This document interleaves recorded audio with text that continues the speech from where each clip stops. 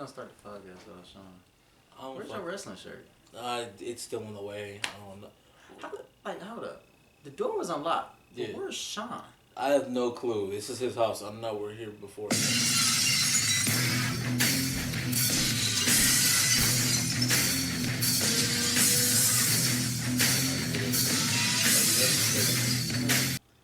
What? You don't know how to act, do you? What? Let me tell you. You think you come in my house and do a video without me, Sean Robinson the second?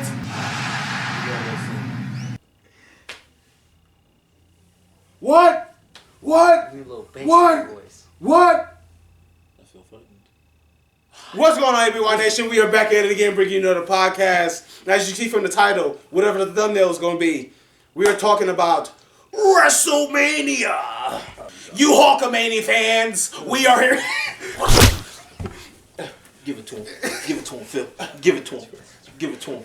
Yeah. Listen, you know what he deserves. I just said you know what he fucking deserves. I just said Hulkamania. He's got a steel chair. It's actually a fan, but we're gonna pretend it's a steel chair. Yeah. Hold his monkey ass. Yeah. Get his ass. Get his ass. We had took it upon ourselves. Well, Phil kind of made us. I made him do it. I'm with it. I made him do it. I'm glad because it was fun watching wrestling again. It was fun rewatching. Seeing everybody just come together and just elevate hands. Well, some more than others. I forgot to let y'all know, we're doing SummerSlam this summer. We're going to do the same thing with SummerSlam. Oh, boy. Oh, boy, 3 a.m. But we're going to talk about WrestleMania 17, 18, 19, 20, and 21 team. 22. And 22 team. That's 6th. Oh. What's the story? Listen. We are going to talk about each one. What we thought about it. We go rate it. We go rate the last two. The main events. Okay. And no, we're gonna rate the championship matches. Okay, we're gonna talk about each pay-per-view. Where's your enthusiastic? This is WrestleMania. Shut the fuck up. Okay, we're gonna do a full review of each WrestleMania from 17 to 22. That's what I said. We're gonna rate the whole show. We're going to rate the championship match. Not two matches, the championship matches, the world championship matches. So most likely it's the main event of the show. But the thing with that, 20, 21, I believe it's 20, 21, 22. Them are going to be... Let me tell you something. Alex isn't going to rate anything. Because the Wu-Tang Puerto Rican chicks beating...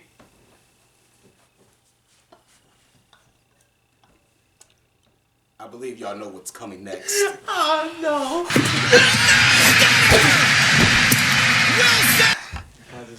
Yes. Why y'all talk so much shit about Hulk Hogan? Y'all keep saying his lines. I was saying. Let me tell you something. What the fuck? We that never talk shit about. Line. I'm about to say we never. Let me tell you something. That is straight. No, you start off with Hogan, then you try to switch. You try to flip the script to The Rock. Listen, we don't talk hate about Hogan like how you do. I still dislike the man, but like, let me tell you something. Like, come on now, babe. Puerto Rican Demon. You start off with Hogan, then you jump to another. I was saying Alex, as in when The Rock says The Rock isn't gonna do something. The boulder. The pebble. The boulder is conflicted about hitting Alright, let's start with 17. Listen, the tension was probable. How y'all feel about 17? Oh, 17? Come on. Alright. We're not. Alright, well, let's start off with the first thing that you even hear. The theme music. Hold up. Shut your ass up. First of all, get the fuck out of here. First of all, the best part of this pay-per-view was the theme song, My Way. By Limp Bizkit. I hate Biscuit. B.I. Yeah. You fucked up. Listen, I hate Phil so much. He got that damn song in my head before we even started watching this. Yep. But I enjoyed the song. It And me watching this pay-per-view, my bad for cutting you off. Yeah. But me watching this like I watched 17. That's what made me think about doing a review of all the other ones. Like the song was perfect. I don't think they could pick any other song for this. This was perfect. It elevated. It made the WrestleMania more electrifying. It was great. It was wonderful. But we'll get to that. Drink it in, man. Drink it in. But our first match of the night. What was it? I'm forgetting. Y2J versus William Regal. Yes. Y'all got your notes already. Well, I got some little. I don't know if I'm gonna piss off Phil, but personally, with that match, I felt it was a good match, but it was nothing that was out of this world for me. It wasn't like 5 out of 5. No, I didn't say it was a 5 out of 5 match. I know. He's saying that William Regal is like. What you say? It was underrated. Yeah, William Regal is the most underrated mid card wrestler. He knew how to. He know how the in ring tag. He knew how to be a heel, and he knew how to wrestle. Like he was a good William Regal is like a good ass wrestler. He don't get his props. Well, nowadays because he worked with NXT, he get his props. But he didn't get his props when we was kids. We just thought, man, it's that dude from the UK. The UK. Yeah. In my notes, I put nothing too crazy, but it was still good. I liked it. Man, let's talk about Jim Ross and Paul Heyman chemistry. Yeah. It ain't as perfect as him and Jerry, but it was good. It was good. Man, it was so fucking good. Jim Ross is the fucking GOAT. He's the GOAT. He is the greatest in our You hear him in all games. You know him. You love him. Gotta love Jim Ross. Damn you, Triple H! Damn you! You have sold your soul to the devil, Austin. Man, you son of a bitch! That was the greatest. That was the greatest thing ever, man. Then I don't know. It's just that WrestleMania by itself had a backstory. Almost every match had a backstory. And I also put it on my notes. I said that this. I know it's in kind of like in every WrestleMania, but people had real hate towards each other. It was vendettas. There was rivals. But it had a storyline. It had a storyline. Yeah. But it was a build up. Like each match on the card, besides the first two. I'm gonna be honest. Yeah. Was it the first two? What? Because first second match is RTC versus APA. Yeah. And then the one after that was the hardcore match, right? Yep. Mm-hmm. Which was good. Yes. But we'll get to that one in a second. But yeah, I don't know. It's just William Regal, in my opinion, is one of the most underrated wrestlers. He don't get the props that he deserves. His in-ring choreography is so good. The way. Knuckles. Yeah, that too. But he always trying to play dirty. Who doesn't play dirty? But yeah, but the way, people that don't play dirty. The way he break his opponent down, his ability to get heat and get the hate. He knew how to fuck with people. There's another one like that too. So, JBL. We'll get to that. We'll get to that. Well, we get to that. JBL is. But the match after that is the hardcore. No, it was that pointless triple threat. It's a tag team. That 6-man tag team should have. The right to censor. Right to censor AP. I wasn't. Threw me off about that. The only thing was I did say that the good thing about it was that I enjoyed was that the big dudes were really athletic. It's always really cool to see bigger dudes be athletic. Ron Simmons is a legend though. Ron Simmons is a legend. Mm-hmm. If y'all know, he the first ever black world champion. Yeah. Well, I didn't know that, but. Yeah, I just like seeing the bigger dudes athletic. Goes down like Kane, Undertaker, all that. JBL, that nigga got that clothesline. Yeah, it's a nasty ass clothesline. Clothesline and the mic skills later on in his career. That's all JBL. JBL really trash. And racism. I was about to say. I was about to say. I knew that was him. That was. Yeah, his name was Bradshaw. Yeah, he had a whole different name back then. I was like. I know you. You got long hair. But yeah, that match was pretty good. Everybody played their part. I thought the wrestling. It was alright. Yeah. It was. I'm gonna say this. It's okay match. A match like that is we see every Friday, Monday or Friday. It was a filler match. Now would I go back and rewatch it? No. Probably not. I don't think we would ever rewatch that. It's right too sensitive. No. Now the next match. The part that threw me off. I wouldn't. The dumbass. They thought they was slick. Y'all know The Godfather? Yeah. You know what his gimmick was? The what? He was a pimp. So him being with Right to Censor is like they censor or they all got a different character because Val Venus. After this, look up Val Venus because Val Venus was just a fucking real corn star. You complete that. Did you complete that? I love you, China. But shut the fuck up.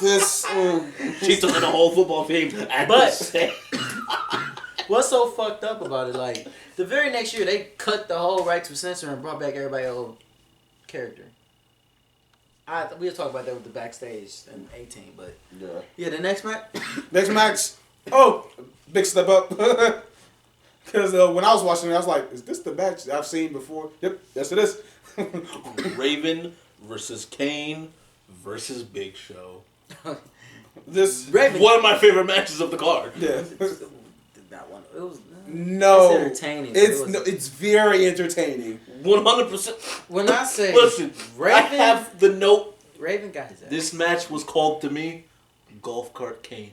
Golf Cart Kane. Golf Cart Kane is a sight to see. No, because Raven was getting his ass whipped the whole match. He got his ass whipped in the ring. He got his ass whipped on the ramp. He got his ass whipped on the stage. I knew this was a total squash match. Raven was just there. He was just there. Man, when I say they threw that nigga through the window. Man, Kane did that, man. I was like, what threw me off was like, he threw. I think it was Raven and Kane. It was like in a little cage. Yeah. He tried to lock it out so Kane couldn't get in. Yeah. Kane was just like, man, open this shit, little man. It was like some shit out of a cartoon, like where he's just like it was done. Like Raven tried to choke Kane. He was like, pushed him through the gate. He fell out. And then like Kane and Big Show went through the wall. That was also good. But that's like I said, Golf Cart Kane. Man, he ran Raven over. Man. He did run Raven over. That was fun. The whole shit was leaning over in the game. Man, that nigga leg, he felt that because we got on. He's like, ah, shit, what the fuck? He tried to get away, but Kane was like, nah. The finish was kind of lackluster. Yeah, it was okay. It was cartoony. At the end? Yeah. I feel like Kane just threw them niggas through. Like Kane kicked Big Show and they fell through, and Kane was like, nice little. Let me just do a leg drop. Yeah. Like nigga, you could have just chokeslammed Kane through the thing. Like, well, not chokeslammed Kane. You could have just did the same thing, but Big Show dropped Raven in there, right? Yeah. And then Kane just chokeslammed. Cause they had the moment when they both was choking each other. Yeah. They could have just then he could have did the leg drop after the choke slam. But yeah, the Kane won. You know, he got his props. He was basically he was the menace. All right. I'm just gonna look at the match card for y'all. What do you mean? I have like each fight, like I have it by name. Oh yeah, I'm about to say I have it. The one after that is Eddie versus Test. Yeah. I said really good. Captured Eddie's persona perfectly. I thought that was a really good. I'm Test. R.I.P. to Test and Eddie. But he's dead? Yeah, Test died. I didn't know that. Like around that time, like not around that time, but later on, like in 06 or something. But really, R.I.P. to both of them. But dude, Test is. I didn't know he was that athletic. Mm-hmm. Well, before the injuries. Yeah. Because after his injuries, when he had short hair, he was kind of slower. Well, so yeah, him and Eddie. You know, I got right here in my notes. Eddie lived up to his name. It was an amazing match. That was before. It captured his persona perfectly. He lies, he cheats, and he steals. That's before he cheated like a motherfucker. No, that's before he took that to another level. He was just Latino. Yeah, but that outfit like that was the beginning. Yeah, but the Radicals, right? If you know who they are, what's his name? I know it's. I gotta look up their names. It's been a minute since I watched them, but they call the Radicals. It's Dean Malenko, Saturn, and Chris Benoit. They came from WCW. Did y'all hear that? What? You didn't hear that? No. Okay, I'm tripping. Why is he? What's wrong with you? Sorry. But he said somebody's name and I don't know if Chris Benoit still. You heard it too, right? Okay, how about we avoid saying that name? Sorry, what happened? But yeah, something took over me. But yeah, Dean Malenko, Saturn. I'm glad I remember their names. Yeah. They was all in a group. But I got into wrestling like after Eddie had died, so I ain't really knew. Yeah, like Bloomer. Casual. Yeah, like Bloomer chat. But he's a casual. But it was a good match. It was a good, it was a good paced match, especially with Tess and Eddie where they was moving, and Tess utilized his power and his size difference. I like matches like that. Yeah. But of course, Eddie has to do the iconic hit somebody with the belt. Yeah. And not get caught. Like I said, he lies, he cheats, and he steals. But shout out to Dean too for helping. Dean too. Alright, the next match, Kurt Angle versus hold on. Kurt Angle versus CB. Okay. Let me see the match. It says Kurt Angle versus Chris Benoit. Damn it, Alex! It's gonna keep playing. No. Am I in trouble? No, tell me why I got in my notes that says Menace versus Menace. No, Kurt Angle versus Chris Benoit. But let's talk about the segment before the match with Christian and Edge and Kurt. Kurt was like, act like this the remote. Kurt was like, what are you doing? You see what he did? It's no referee, so he did not make me tap out. He did make you tap out. 100% made you tap out. And Christian like, he was pissed. Okay. That's when that man was officially starting to lose hair. He was stressed. Yeah. Nigga been starting losing hair when he came. As soon as he came in, let me see what I said. You suck. You suck. That was before that they changed it to that where they started saying you suck. Yeah, it was a little bit before that. It was when Edge got his gimmick. For that match, match was amazing. Very technical match. It was. And it was well choreographed. It was. 100%. So, I said the exact same thing. I started off with Kurt Angle is funny as hell on the mic. 100%. Always been. But I said Kurt versus Chris Benoit was a banger, a pure technical wrestling match. And Ben was not a see I said Ben? Yeah. So Ben is actually not a good amateur wrestler. So the fact that he was keeping up with Kurt because they was both trying to put each other to a submission. Hey, hold on. Y'all peep Teddy Long? I peeped Teddy Long. Hey. Sean missed it, but I peeped. No, he was the referee. He was the referee of that match. Yeah, I remember that. Look, that I was like, hey, it's Teddy. And then it was a good ass. That entire match was just going around the entire card was going around the arena. By the way, there was so many German suplexes. Them like Kurt Angle trying to wrap around his leg. Chris get out. Then he got a cheap win holding the ropes. Yeah. And then later on, like the match after, he had it was the very right after that little segment. I don't remember the segment, but Teddy came. Teddy was right there when Chris Benoit was making What? Oh, hey man, you remember Festus from? You'll catch all of them when you get there. But sorry, there's a demon that takes over me. I don't know his name. No, because Kurt was just talking shit, saying, "Yeah, I won," and then Chris came out of nowhere like, "Oh wait, the aftermath." Oh yeah, the after. Yeah. He's like, "No, get your bitch ass tap out, bitch. I'm gonna tap out, bitch." And then Teddy Long like, "Let him get up, Chris, Benoit, come on." Oh man, that was a good ass intense match. Oh man. Oh my god, no, but yeah, Chris and Kurt was a very good match, amazing match. Like I said, very well choreographed.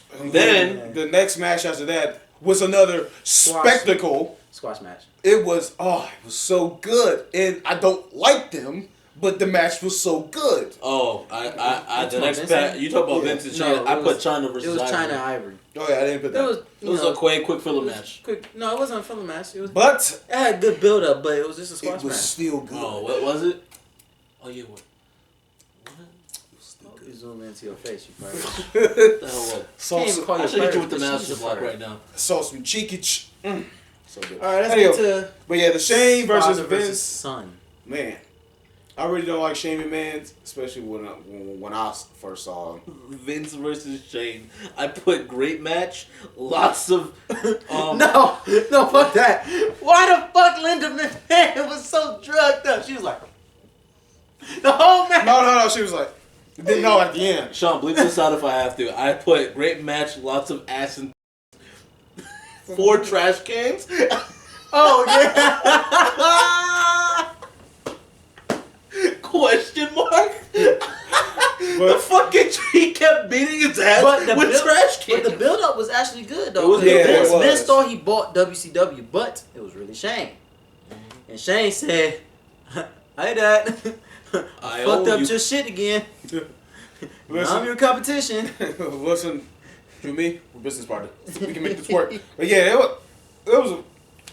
Mick Foley was funny as fuck too though, because I think Vince was trying to hit Linda while she was in the chair outside, and I don't think. Maybe it was. She was in the wheelchair just sitting there. Yeah. And Vince I think he was trying to hit her with a chair or something, and Mick came like, no, don't do that. I wouldn't do that. And then I think when don't do that. In the middle of don't do that, bitch ass nigga. Yeah. What's who's the lady that came out? Ooh. That Vince's girlfriend? Yeah. Trish. Okay, Trish. I was right. Okay, I was about to say. I thought I was gonna say something else.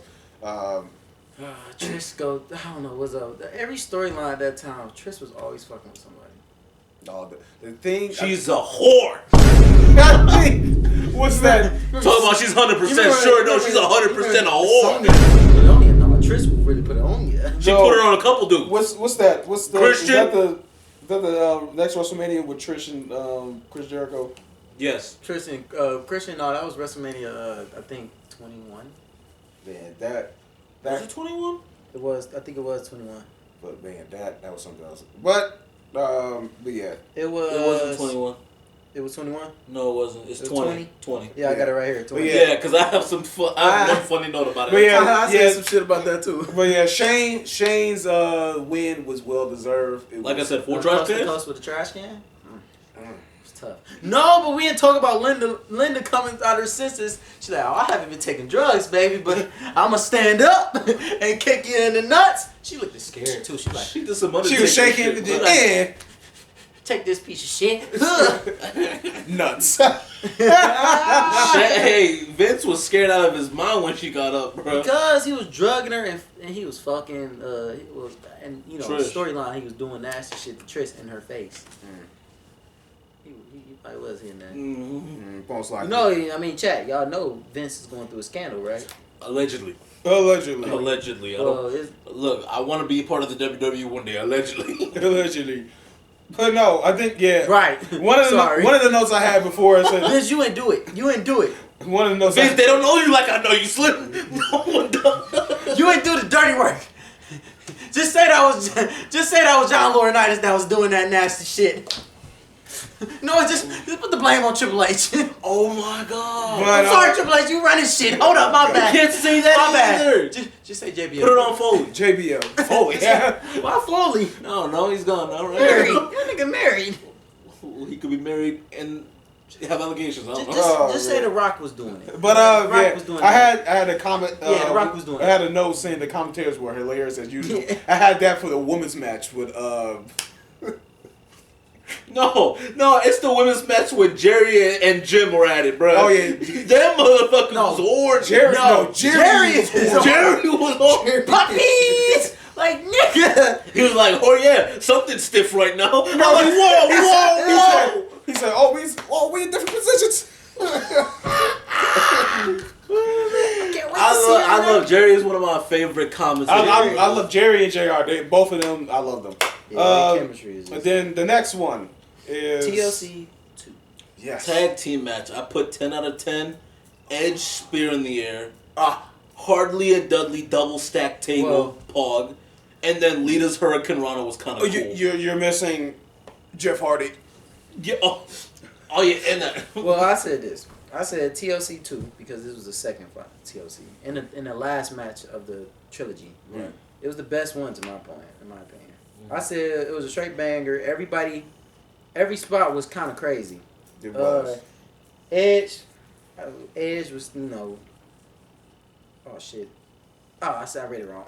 It had me to the edge of my seat. Actually, that was the only match that I really had me glued to it. Like I was glued to it, and then I was like, holy shit! Like as much as I know that match, that was my first time actually sitting down watching it, and every spot and everybody in that match had a reason to be in the match.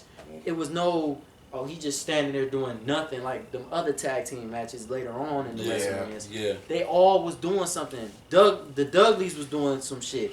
Jeff Hardy was doing some shit. Edge was hitting each other. And this is a note that I put later on for other matches, but the Dudley Boys seem to be a reoccurring theme for like TLC matches. Yeah. Well, I mean that's what they know. They're known for tables, Matt. Tables, yeah. But that's because they run WC. Well, every time they was on, they was pretty good. I liked them. Yeah, and that's not a bad thing. The Dudley Boys were entertaining as fuck. But they was known for putting people through tables, they got themselves putting people through tables, including women through tables. Equal rights, equal fights. No. Listen, I'm an equal opportunity asshole. He put an 80 or a 90-year-old. No, how old was Mae Young at the time? A 70-year-old woman or 80-year-old woman off the stage onto tables, power drived her. Now, that's why I call it an opportunist. So they known for doing the tables. The Hardys was known for doing high risk ladder shit, but always. That's why that was the gimmick of the match. And I guess that's what makes it perfect. It's a TLC. The Dudleys are tables boys. The Hardy Boys are the fucking ladder boys. And then the guys somebody else. They're chair motherfuckers. TLC, you made a masterpiece. Listen, the tension was probable. It's the Avengers, but they're fighting each other. It's Civil War. Everybody did their part. I like they all had great chemistry. They did. It was just it was a perfect match at the perfect WrestleMania. Yeah. Well, I was gonna say for my notes I had entertaining, chaotic madness. Holy shit! That's for the next match. Holy shit! Now the build up for Undertaker. Taker. No, wait, hold up! You missing something, big dog? Am I missing something? Yes. Am I? Yes. What is it? You ain't missing nothing. I was gonna say. Want to talk about that gimmick match? Some old piece of shit. Oh yeah. We all skipped it. You can't even say long ass shoes. You can't even say that's just the build up for that one.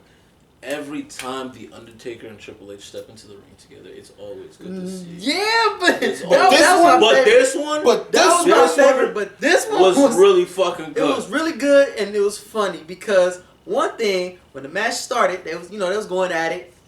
The ref got knocked the fuck out for like the whole match. For the whole match. Whole match. He was knocked out. They fighting through the crowd. How many times? He never moved. Respect to him for not moving. Because he played his card right though. That nigga did not move. He like, hey, my job to just lay there? Shit, I'm like, lay there. No, shit, make it easy. It's been a week. Was this the American Badass Undertaker? Yes. Okay, gotcha. Yeah, it was, yeah. Man, nigga. This is also the Undertaker that had Kane do the thing? What? Was this? No, that was the other one. No, that's the other one. That was 21. That's 21. My fault. That's because I just saw it recently. You off, my boy. I'm off a little bit. Like 5 years later. Yeah, I have the notes for it too. Yeah, I fucked up. But I love Triple H and Undertaker's. Their chemistry is perfect. Their chemistry is good. No, I was about to say their entrances. I liked it. It was alright. I enjoyed it. Oh, wait, no. Did I see anything about the performance? It was alright. Undertaker was a menace as always. Yeah. Referee got knocked out. Match was done in the audience. I mean, he didn't know the lyrics. 12 That nigga didn't know his own damn lyrics. That's what I'm saying, bro. I am the game. I am the game. He's like, you going to take it? Something I am the game. Like what? Like that nigga was stuttering. Now, he did it twice. Now, no. The one you told me that was awful. What? The one later. WrestleMania 21, 22? That was awful. Man, that was the best one. That was Motorhead themselves that made the song. That was. He's talking about. That nigga came out. He's talking about Barbarian? No, not that one. Not that one. Not that one. That's the one I'm talking about. No, there was one before that one. No, we were talking about 22, son. No, the Barbarian one. That was dope. The one with the Triple H when that nigga was just saying, we're gonna have to show it. We're gonna show it after the podcast. But that one ain't good. Yeah, I understand. I was about to super kick this man like he had 3 different ones. That last one, there was no band. 20. Yeah, it was. 22 wasn't a band. 22 was. That's the one with the Barbarian. 21. He was talking about 21 with Triple H with Batista. That one was good. It was good. That was Motorhead. That's the people that made his song. I know, but still, it was man. Well, you're skipping way ahead. Yeah, listen, the match, it was awesome. I gave it a 12 out of 10. 12. Was that the match when 12. No, that was the Ric Flair match when he knocked out the ref.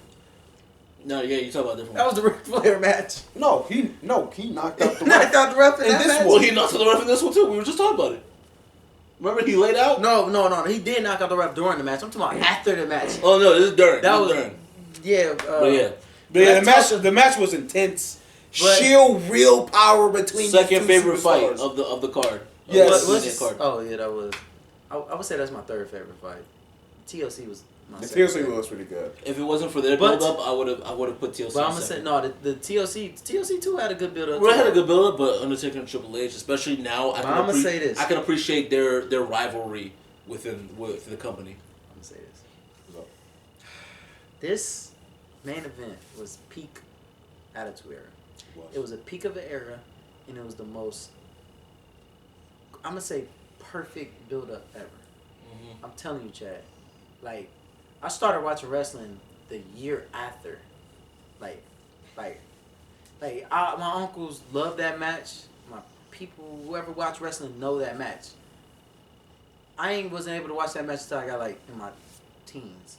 So I always knew The Rock and Austin was great, but me rewatching that when the network came out and watching that WrestleMania 17 will forever be my favorite, maybe the best WrestleMania of all time because the build up, it was just so good. I have in my notes. No one to be the sequel of their trilogy. Mm-hmm. It's the best out of the three matches. The build up, the song that had covered the build up, the rivalry in general, the charismatic. They both charismatic. They both iconic. The fans was connected. They was electrifying. The Stone Cold and Rock, they was electrifying. It was they had sheer willpower. Man. But in my notes, I says I hate Phil, but My Way was a good choice song for WrestleMania. The build up for Stone Cold and Rock is just amazing. And then when they came into the match, when both men came out with their entrance, the roof blew up. The match when they hit each other with each other finisher. Mm-hmm. Like they kept stealing each other's finishers. The audience of this whole WrestleMania made this the peak of Attitude Era. It's the greatest WrestleMania of all time. It is. I'm gonna say it. I'm gonna keep saying it. I don't care to the day I die. That's the best WrestleMania of all time. I agree. Man, I don't want to hear shit about weak ass 22. Let's keep on going. I wasn't even gonna say that. Listen, I'm gonna say the only thing I put for the last bulletin for 17 is just The Rock versus Stone Cold. But legendary. When I say the reaction of the fans, the reaction of Jim Ross, the reaction of Paul Heyman, the reaction even the ref was like, damn, when Austin turned on the people. Yeah. Man, all I heard was Vince had no business being there. He said, son of a bitch, why Austin? You sold your soul to the devil. You sold your soul. Why Austin? Why? While Austin got the chair just pummeling, just beating the shit out of The Rock. Oh my God. My heart was broken seeing that. The fans blew up. The fans' heart dropped. And then it's just silence. Like when Stone Cold won. It was just silence. The overall WrestleMania for 17. What do you guys give it? Well, let's do the main event first. We can do the show at the last review. The show. I mean the match. I gave the match 5 out of 5. Me. I gave it a 10 out of 5 stars. Stone Cold. The main event. The Rock. Yeah, I gave it 10 out of 5. But if you want to same thing with me. So I gave it 5 out of 5. 5 out of 5 for me. So you gave it a 5 out of 5. You gave it a 5 out of 5. Ace also gave it a 5 out of 5 on the match scale. That is a total of how much? Times that by 5. I think that's an overall average of, you guessed it, 15. Out of 15. On the main we all event gave scale. it 5 stars. Me personally as a show, like a show in general to me, I gave it a 4.75. Fuck you. I also gave it. Fuck you. I also gave it a 4.75 because I had to rethink. The only thing that took it away from me was the APA match. Was that right and censored versus Yeah. What really took it from me was that gimmick match. That too. That's what I'm saying. That too. But that was more write it down. But that was more for like older nostalgia bring in the old nigga, Fuck the Doink. old rat, the old little. I said it. Fuck Doink. I'm with you, bro. I'm with you, bro. Fuck Doink. Fuck Iron Sheik. Fuck the turkey nigga. Fuck that bitch. You see that turkey nigga? Yeah. Like why the fuck he was in the match? Like that's how you knew back in the day was so cartoony with Hulk Hogan era. But we ain't getting to that piece of shit. But we are. Alex, what's your overall rating of this WrestleMania? Well, you gave it a 4.75. You gave it 4.75. I was a little different. I just gave it a 4.7. I didn't think Fox were in the Matrix. Sorry. Anyway, that's gonna average out to 14.85 on the index for WrestleMania matches. Out of 15 stars. The first match, we have a really good going here. Let's move on. Let's get into WrestleMania. 218. I would say this. I really like everybody. People like this WrestleMania. Me personally, Look, all I can say is begin 18. Yeah, it was a good RVD match against Royal and Regal. Yeah. But my opinion about that though, it was like What, the RVD match? no, it was a good match. It was a good match. I thought it was very entertaining. Should I say what I gotta say after we do the reviews, or should I just say it now? Did you say it now? For sure, no. I feel like this WrestleMania was the end of an era. That's one. It was just like it was too many old guys from the past, like for nostalgia in his WrestleMania. You had DDP, you had Ric Flair, you had Hulk Hogan, you had Scott Hall and Kevin Nash, and then you had them. It was just they had too much screenshot time than the newer guys in that roster that deserved to be on that WrestleMania that worked every night. You had these part-time old boring ass wrestlers come back. Just for nostalgia, just to get them older people, the older audience back on the seats. They did label it an icon versus icon. Yeah, and then they turn it into they turn it into a nostalgia, like how you say what I call it a nostalgia act. Mm-hmm. Just for rewatch, like just for Rewatch value. Yeah. So I just felt like, and then it was just it was like WCW versus WWE. And I feel like, I'm be honest, I feel like the hardcore, that whole the highlight of that night was just the hardcore segments in the backstage. Yeah, I agree with you. I ain't really watch. I ain't put that much notes for this one, but I didn't either. I gotta look at the. I just put RVD good, like great match. Love seeing Rob Van Dam being athletic as always. Yeah, he was really. He's good. always been athletic. He like it was just. I mean there's just certain times where he shows it a lot more. I see the William Regal versus RVD match was a good match. I was about to say the next thing I put the Rock is always good on the mic, and he is. He is hilarious. He is hilarious. That DDP versus Christian match shouldn't have been on the card. I mean, it was an okay match, but it was nothing spectacular. It should have been someone else outside of DDP. He was just old and slow. He made Christian move slow to me. Yeah. And the fact that they let him win was kind of like, what was the point of having the match? I don't think I put that. You didn't put because Christian versus DDP? Because it was like, y'all don't know who the fuck DDP is probably. I didn't know who DDP was. I'm gonna say this. He was the Randy Orton before Randy Orton.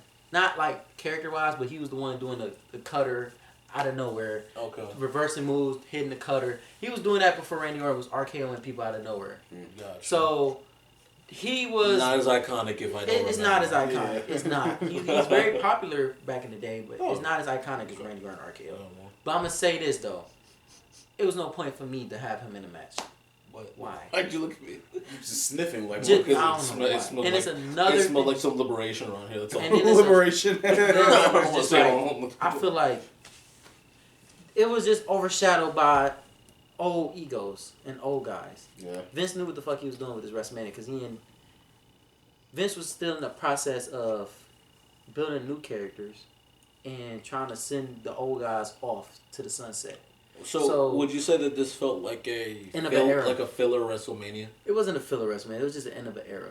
Okay. And if it was really an end of an era because it was an okay WrestleMania. Mm-hmm. So yeah, I mean, it was a good match, but it was just like, who gives a fuck?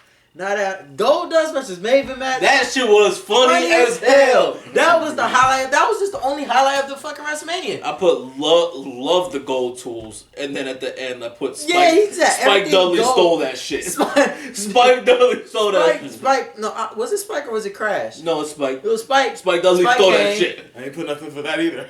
What? That was the best. That was the highlight of the night. I don't know. I think I was just watching. It was hilarious. You know what I put? I didn't even put it down. I put hardcore comedy. That's what I put for it. But Goldust is always good. For those first two matches. Say this, not first two, but those two matches. I'm gonna say this about it though. It had a good mid card. It actually had a good mid card. It was actually like I enjoyed the mid card. I enjoyed the William Regal versus RVD match, the Kurt Angle versus Kane match, a little bit of the Undertaker versus For that Kane. one, I put Kurt strong as fuck. Yes. Because there is no way somebody who's like a normal human being that doesn't work out consistently. Damn, that fucking just German suplexes and picks up Kane like he's a toy. You know what I just realized? The Rock owned his name. Yeah, that's why they call him Dwayne The Rock Johnson. No, but he owned his name, but you peep how TM stands for trademark. Right. I just looked at it and I'm like, The Rock owned his name? Wow. Yeah. And The Undertaker owned his name. As he should. But that's off topic. I'm sorry. I just learned something new today. Okay.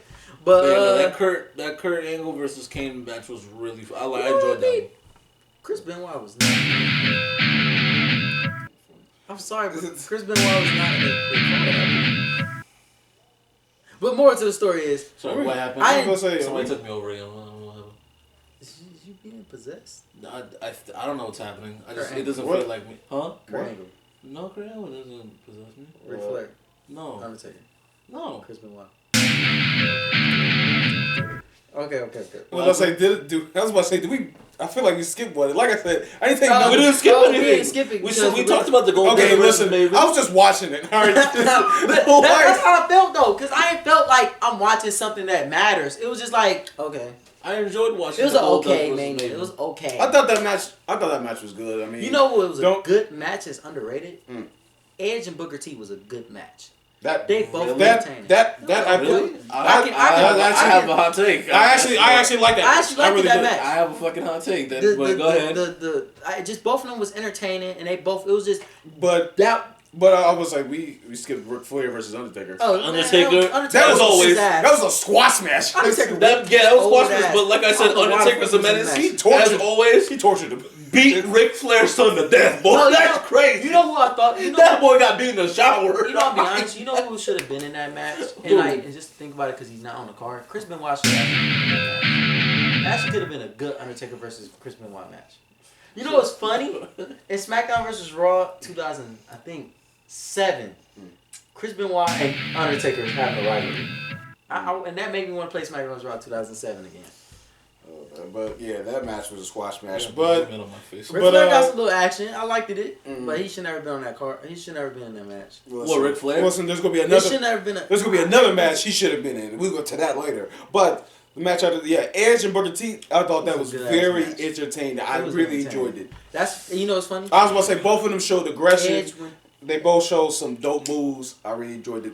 Okay. In my defense, I was working while watching this match, so every time I looked up, there was really nothing spectacular that was out of this world that was happening. I'm gonna say this. So I really wasn't impressed. I'm gonna say this. Them two wrestling was like Booker T just wasn't that entertaining to me. I love Booker T. In that specific match. But Booker T and Edge, the way they was fighting, showed us ruthless aggression. Because that was aggressive. It wasn't like aggressive, like physical. But man, when I say you can hear like the moves that they was doing, or like the speed and the strength that they was going for, like that was a good ass match. They was doing programmer moves. All right, I'm gonna have to go back and rewatch the fight just because I had to look up a little bit. It was very underrated, but it was a good match. I was about to say, I was looking at it. Can I start off the next one, please? Go ahead. I put Austin versus Scott. Drunky look funny. Drunky can barely move. I'm gonna say this. I say it was Austin versus NWO. I don't give a fuck about it. They whooped their ass. They did. Every single one of them got their ass whooped. But I just put it was a great match. But Scott Hall did pull off. He was drunk as fuck. He pulled off one of the best stunners ever. Yes. Yeah, he can sell a stunner. That boy know how to sell. I don't know. That was a good ass match. Okay. Wait, I put homie squished the red, Lamau. I don't know what that means. What was I thinking about? You the one who put the... I don't know, but next one is a recurring theme that's gonna be happening pretty. The Fatal 4-Way. Yeah. It was. I thought it was very well done, actually. It was done good. It was good choreography, but in my opinion, it was an elimination match, right? Yes. I was about to say what I put. I said that the Hardy brothers and the Dudleys. Yeah, the Dudleys carried the match. I said the same. 100%. They carried the match because their chemistry was because good. aren't the other two fucking Kurt Angle stands or whatever? I said that. Yeah. I was like, what are you doing? I think get out of here. I would have just been better if it was the tag team match between the Dudleys. Billy and Chuck won that match, right? Yeah. Mm. That started a little run on SmackDown, like right after the draft and shit. Yep. You know they were supposed to be. You know they WWE. Alright, I ain't gonna say it. I'm gonna tell y'all after, but the SmackDown when they did the draft for Ric Flair versus Vince. Mm. They was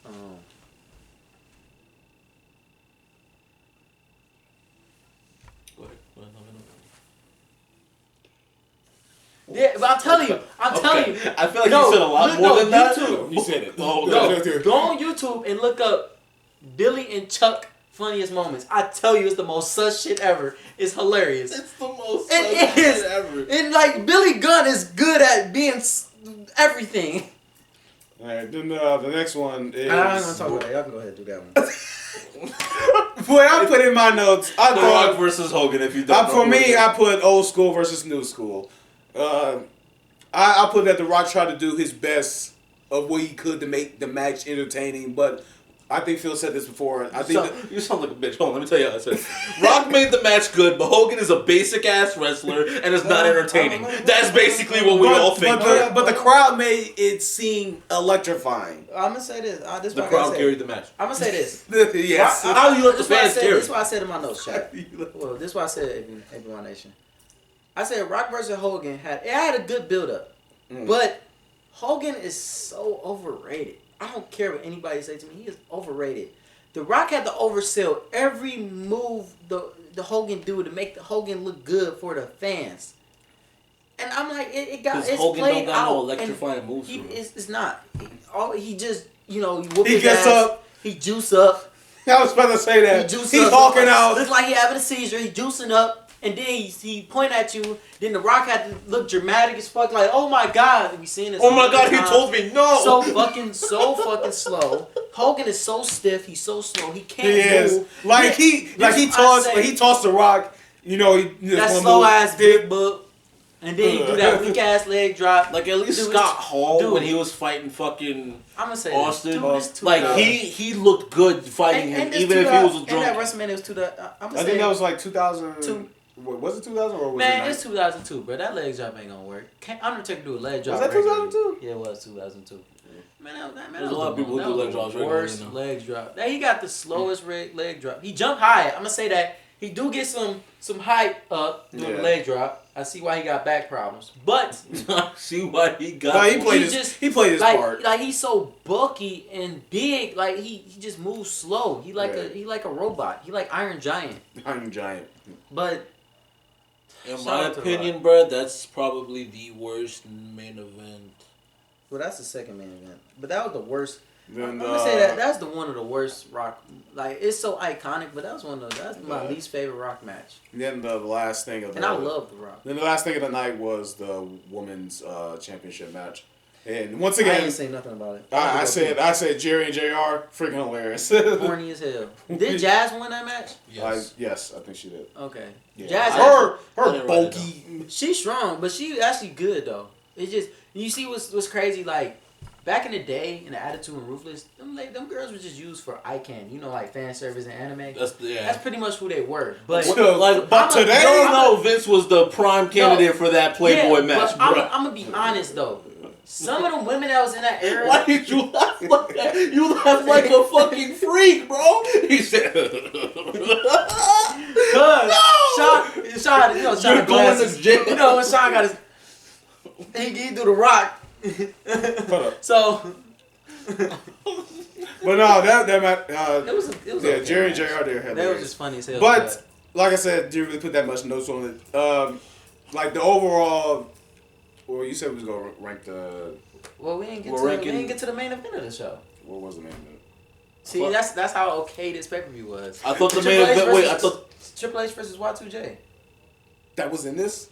Yeah, Triple H versus No, I didn't put it down. I didn't put it down. I didn't put it down. Why y'all didn't put it down? I thought that The Rock was the last one. And I thought that was it. No, how short was their match? It was a good ass match. Was it long? No. That's why. It was long. Actually, the last 15 minutes. What the fuck? It was actually a 30-minute match.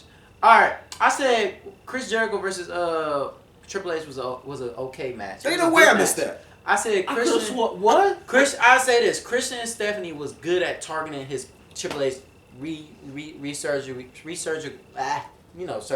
His surgery. I remember. I did watch it. They was targeting because Stephanie was in Chris Jericho's corner. Oh yeah, but I didn't write any notes. I didn't write nothing. I didn't write nothing. Triple H was hurt. He came back from his first quad injury because he had so many of them. Nigga had, I don't know how many of them that nigga had, but he tore his quad. He came back. He won away Rumble. Yeah, and it was a good build up because I'm being honest, it was mostly Stephanie versus Triple H. Chris Jericho was just an add on to it, but it was okay match. Chris Jericho know how to play his role. Of course, but I'm gonna be honest. It's gonna be a lot of WrestleMania matches that you just knew it. You just knew that the opponent was gonna win, or the main focus was gonna win. The main focus was Triple H return. He came back from a because he was the baby face of the match. Yeah, but he had a very good return. Oh yeah, and a very good win at the Royal Rumble. So that's why 19 has the most minimal notes for me. What the fuck was I thinking? Did Triple H win 2 Royal Rumbles? I think he did. That was we gonna get to that one. So that's for part 2. What? Triple H versus Randy Orton at WrestleMania 25. But Chris Benoit. I was gonna say, I totally. It was okay. You keep doing this to yourself. Sean's gonna be pissed. But yeah. 19 has the least amount of notes for me. I don't know if you guys. guys say have we didn't give an overall I got rating more of this of 18. Okay, we'll go ahead. Well, overall, I mean the main event was a 3. It was an okay match. The leg targeting of Edge and. I mean, not Edge, Christian. I mean, I'm sorry, too many Chris's. I can't comment on the main event because I don't remember Jericho. it, so I'm going to consider The Rock and the Hogan for the main event. I thought that was the main event. That was the main event. They hyped it up like it was the main event. If y'all want to rank that motherfucker, we'll rank that motherfucker. Let's rank that motherfucker because that's what we all want. Let's do that then. Come on. Okay. All right, well, I guess I'll go first because I know Phil's going to rate it low. I give it a 1.5. Probably the lowest fucking rating I've ever given before. Okay. Sean, go ahead. Listen, I'm going to say it was for me, to me, a 2. Okay, I'm gonna say this. The match was a half a star. But for the Rock performance and the way that the Rock made put down Hogan's control. No, hold on. I'm gonna say this. I'm gonna bump it up to a star and a half, because of the Rock performance and the way the fans was connected to that weak ass match. Yeah. But the match itself was not. It was like a star and a half star to me. You gave it a star and a half. I gave it 1 star. You gave it 1 star. You gave it 2 stars. You're crazy. I gave it 1.5 stars. That is 1.75 as an average on the star scale. That is the lowest fucking rating we ever given. And then the overall of WrestleMania 18. Listen, I gave it a 3. I gave it You gave it too much credit. I gave it a 2.5. I also gave it a 2.5. Honestly, since they don't have it, I'm gonna give my stars of that Chris Jericho versus Triple H. I gave it a 3. It was a good match. Still doesn't feel really spectacular. Then? It wasn't spectacular. It was okay. It was just okay. The whole pay-per-view in general was okay. It was average. It wasn't nothing popped out. It wasn't no match that was just start. Honestly, I feel like I enjoyed the Scott Hall versus Austin a little bit more than I should. Just because, I knew after Phil said he was drunk, I enjoyed it so much more. No, I'm gonna say this though. I'm like, look, he's wobbling. I'm gonna say this though. Put a little woozy here. Everybody's gonna enjoy a Stone Cold ass whooping. Oh, yeah. Everybody's gonna enjoy. Plus, especially if you have somebody who can sell the stunner, and he sold it very. He stole it very well because he. So. But yeah, I gave it. That boy bounced, Hey, bro. it's a meme. You know the meme. And that nigga going out the stadium. But no, yeah. Overall for 18, I gave it a 3. Phil, what'd you give it? I gave it a 2.5. Alex. He said a 2.5. Oh, I gave it a 2.5 as well on the scale. So a 2.5, another 2.5, and a 3. That's all overall average of 2.8 on the WrestleMania scale. That's by far the lowest. I still think that's too fucking high, in my opinion. Okay. Now 19. 19. Okay, 19. I have my little grasp with this one. Shit, I need to You don't like it? Give For- me your hot take. You have a hot take, don't you? I do have a hot take. You're a piece of What was shit. the hot take? For this one, I feel like they tried to redo what 17 was. For real? That's how I felt. Because they had. I did feel that because they had Stone Cold versus Rock. Phil super kicked this nigga. No. They had. They brought back. Okay. Maybe why we're having our first argument. Hold up. First of all, piece of shit. 19 for me. I just feel like they tried to redo what 17 Like, was. was just The Rock and Just versus Austin? I don't know. It's just with that they brought That's back. the only thing that they makes brought sense back. of that. They brought back Limp Bizkit, and then I don't know the overall energy of it. Just with people's like, hate against each other. It feel like I don't know this. I mean, there was some genuine hatred. I feel like it wasn't. Not genuine hatred, actually. Well, that's no. what you think, man. After looking Right, at the that's- story, that's just me. Yeah, you can stay. With me personally, I enjoyed it. But I did give it a higher rating than 18, just a little bit. Just that. Yeah, but did you love Rey Mysterio attire? I did. I really enjoyed it. What was it? I can't remember. Daredevil. he doesn't fucking remember. It was Daredevil. I do remember the. Okay, so I do remember the one attire he Okay, had. I did have more notes he for was this. like- It's just a The Flash, deleted yeah. Shut the fuck up. We on this. we on this. piece of shit. We talked about this earlier. You be fine. Undertaker wilding in the handicap match. First of all, bitch, you skipped something. It was Rey Mysterio versus Matt Matt Hardy. Hardy. I knew, bro. Half my shit got deleted from 19. I was wondering why it's so small. But yeah, I thought Well, I'll wait I till thought next that, I time thought to that see match what was happens. pretty good. That was a good ass match. It was. It was a good match. It's always just nice to see. Yeah, Ray. and me personally, I actually enjoy Matt Hardy as a bad guy. I've said this before, and I will stand by this, and I may be biased, but Ray is one of my top 5, if not arguably top 3 wrestlers. He's one of my favorites. Yeah. Just because of the outfits on top of his, he's always stayed the same. As a kid, he was a fan favorite. I enjoy Rey Mysterio. I did always too. had a Rey Mysterio toy, but I'll he probably- wasn't like my He was my favorite. Hispanic hero. I'll say top 10 for me. I'll say I wouldn't- Ray's like 7. I say top 15.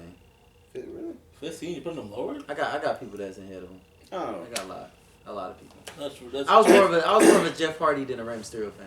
Really? Jeff Hardy. Yes. Yeah, Jeff Yes. Hardy. Jeff Hardy. Really? Yes. I still like Ray Love. Yes. And then on SmackDown, yeah, Ray. But Jeff as doesn't a fall kid- far from that either. As a kid, I enjoyed Rey Mysterio because the things he was doing, but I was more enjoying. You gonna go 1-on-1 with the Undertaker or Batista coming out to whoop somebody's ass, or you got like the shitty ass. I enjoyed shitty ass Great Khali destroying shit, but he was so bad.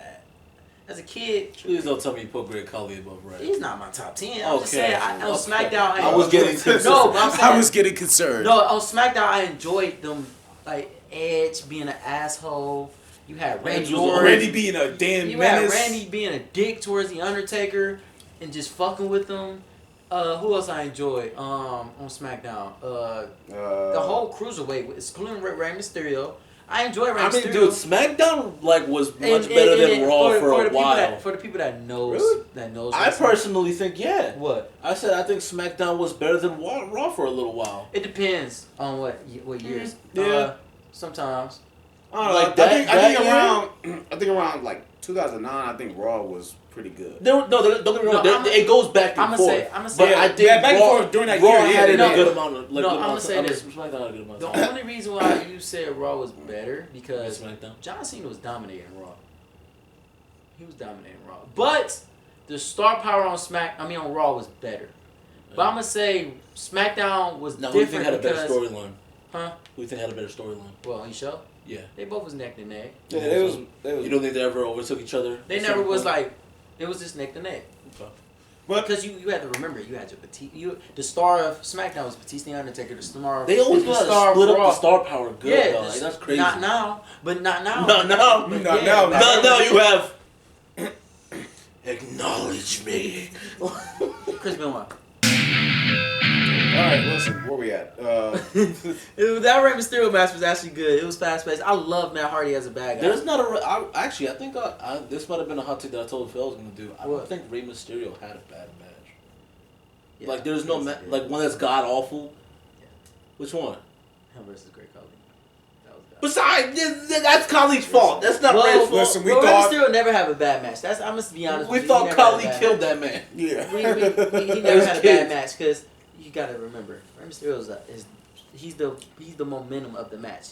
Whatever he gonna do is gonna happen. Like if he gonna get bullied, he can play off getting bullied very well. Yeah, hell he yeah. can play off an underdog. He can do that very well. He can keep it move. He can make a match faster with a bigger guy. Rey Mysterio is just versatile. It's just. I mean, he's just not my top 5. He's not my top 10. Yeah. See, you say all the good shit about him, but you won't back it up. No, I backed it up. He's a great performer. He's an all-time. You great. won't back it up with him being in the top 10. He ain't my top 10. That's fair. I got one. He's throwing with the top 10. Next thing we had is that shitty ass Undertaker match. I don't even want to talk Undertaker about wilding. I just said he was wilding the handicap match just because he kept going back and forth. I thought he did pretty good. I think Undertaker his did good. performance did good. But Big the other Show, two? Albert, and then fucking Nathan Jones doing that one kick was just pointless. You should have just had Undertaker in a handicap match. Fuck the Nathan Jones build up, or you could have just had Undertaker versus Big Show. His streak was like he was at the end of this first part. It was powerful. Boy, it was It powerful. was building though. It was building. Boy, he was 14-0. No, he was. He was 11. No, he was At the end, at 22, he was 14-0. You sure? Yeah, that's what I'm saying. That's what I'm saying. Oh, okay. Oh. Yeah. But after that we had What was that?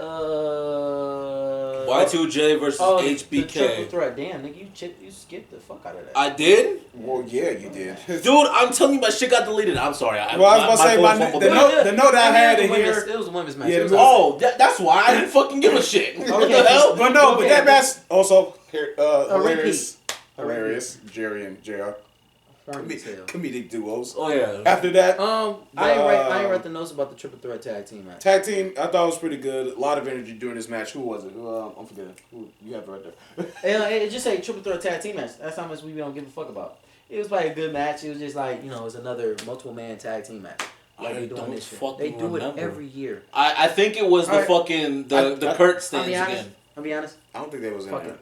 I'll be honest. Fuck that. Let's go to the next match. Y2J versus HBK is the next one. Y2J versus that was Very good match. It was very good. I'm telling you now. We got two superstars, very entertaining in this match. I'm be honest. I wouldn't even say Chris Jericho. Yeah, because he was a little green, but still He was a little green. he was a little green. No, because Who, Chris? when Shawn Michaels came out, he had the pyro. That man, I was dying laughing. Chris Jericho was like, If you had something, that nigga was jealous. He was like, I couldn't get none of that. Bitch ass. Oh yeah, I think I would feel bullshit. Were we on call when that We was shit on call happened? when that I was shit like, happened. Phil, this motherfucker has a firework gun. Like, what the hell? No, I was saying that to you. You was on the phone like, what the fuck was going on? Because you was behind. And you told me later on that day, but he was like, I'm like, man, Chris Jericho face was so like. He was so bad. He But know how to look jealous. Shawn Michaels, no relation. Just so He the important one. Shut the fuck up. Shut your ass. You really wish your name was Michaels. And I'm talking about Shawn. I'm gonna say this, me personally. I'm a big Shawn Michaels fan, but WrestleMania Shawn. I always love seeing him. WrestleMania Shawn. Mr. WrestleMania. Different breed.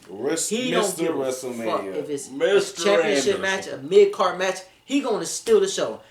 I think they had somewhat match of the not match of the night because Rock and Austin had match of the night, but it was so good. That's what made me enjoy it. I'm still pissed off low key about what Sean said about that, but good. Let's keep going. About what? The Rock and the whole 19 thing being the same thing as 17. Oh, you talking about this Sean? I thought you talking about the important No, Sean. not the important one, the unimportant one. Oh, this nigga Sean. right here. Yeah. This guy. Unimportant, huh? Yeah.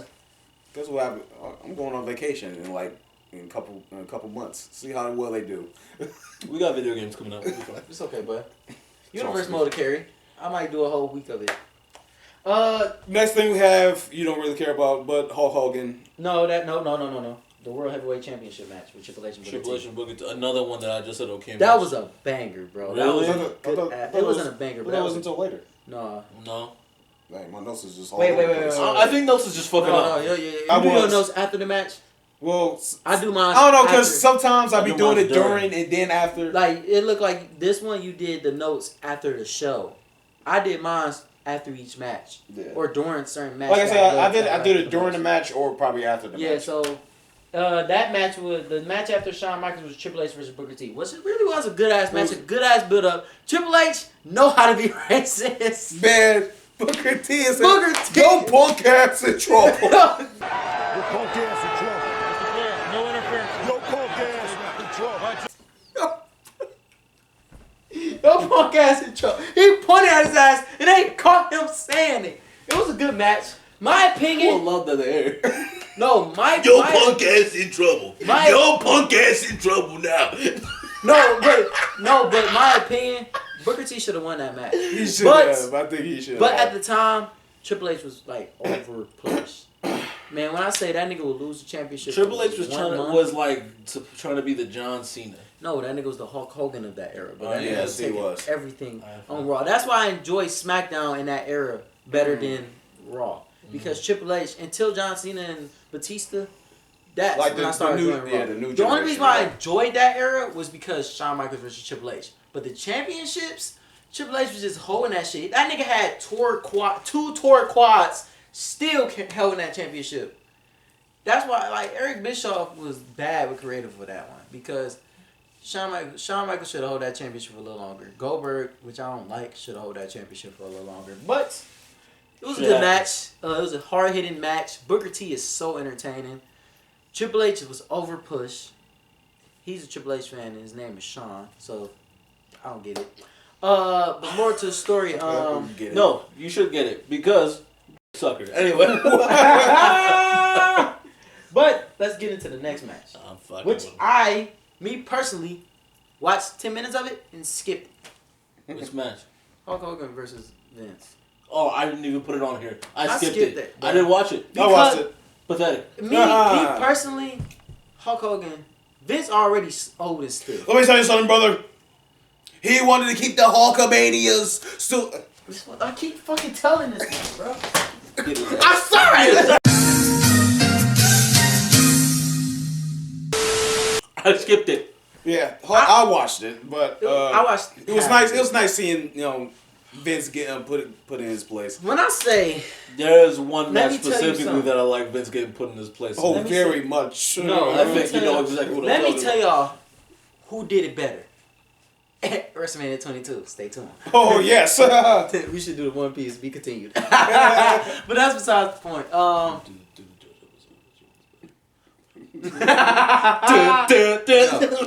That match was horrible because, first of all, you got two old motherfuckers that's hitting each other with weapons. And Hulk Hogan is the worst person to hit somebody with a weapon. It was so bad. He looked like he couldn't hold. Like, Hulk Hogan's so goddamn strong, he can't do this. Yeah. He always like this. Yeah, the next thing. Homie's a fucking rock'em sock'em, dude. The Rock versus Austin. Now, amazing as always. Now that match is really good. I really enjoyed it. I put Rock finally beats Austin. The build-up was amazing for it. That's what I said. I said it was a great, but it's just, once again, you could say it about, it's a 5-star match.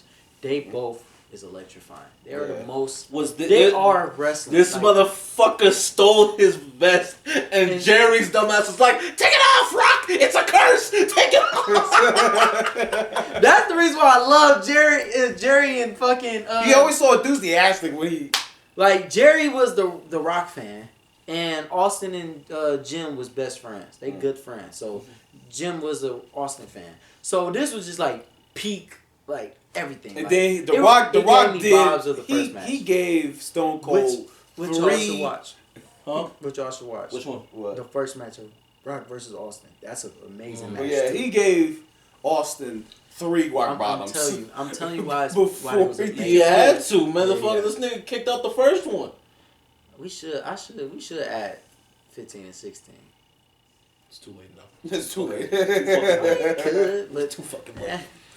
But no, I mean, at the end of the day, all the fucking Rock versus Austin fights hit. They've never been a miss. Great. They've never been a miss. They can sell each other's moves perfectly. You know they what's can crazy? fight each other for You know what's crazy? I know this later down the line. You know how as good as Rock versus Austin was? Another person. John Cena versus Randy Orton did not have a one-on-one WrestleMania match. They deserved it. And they deserved it. And you know what's funny? They are the Rock and Austin of SummerSlam. Because Rock versus... The attention was probable. Fuck up, man. We'll talk about that when we do the SummerSlam. Yeah. But and what was that? Fuck, it's gonna be a lot. I'm telling you, it's gonna be a lot. This was the match that I think you said you won't know. You'll figure it out over time as the match goes. Who's really the heel of the match and who's the baby face?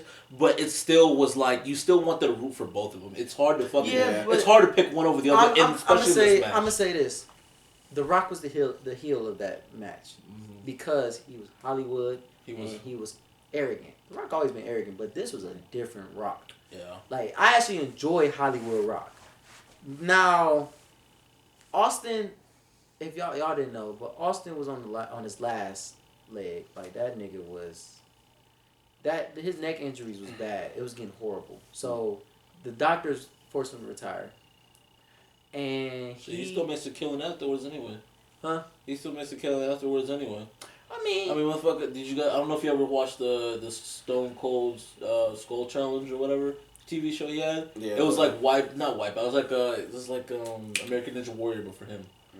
Oh, I know what you're talking about. Yeah, that was really. Me and my mom used to watch that shit a lot. Yeah, that was good. I would say like just him. He was just giving away money. It was good to see.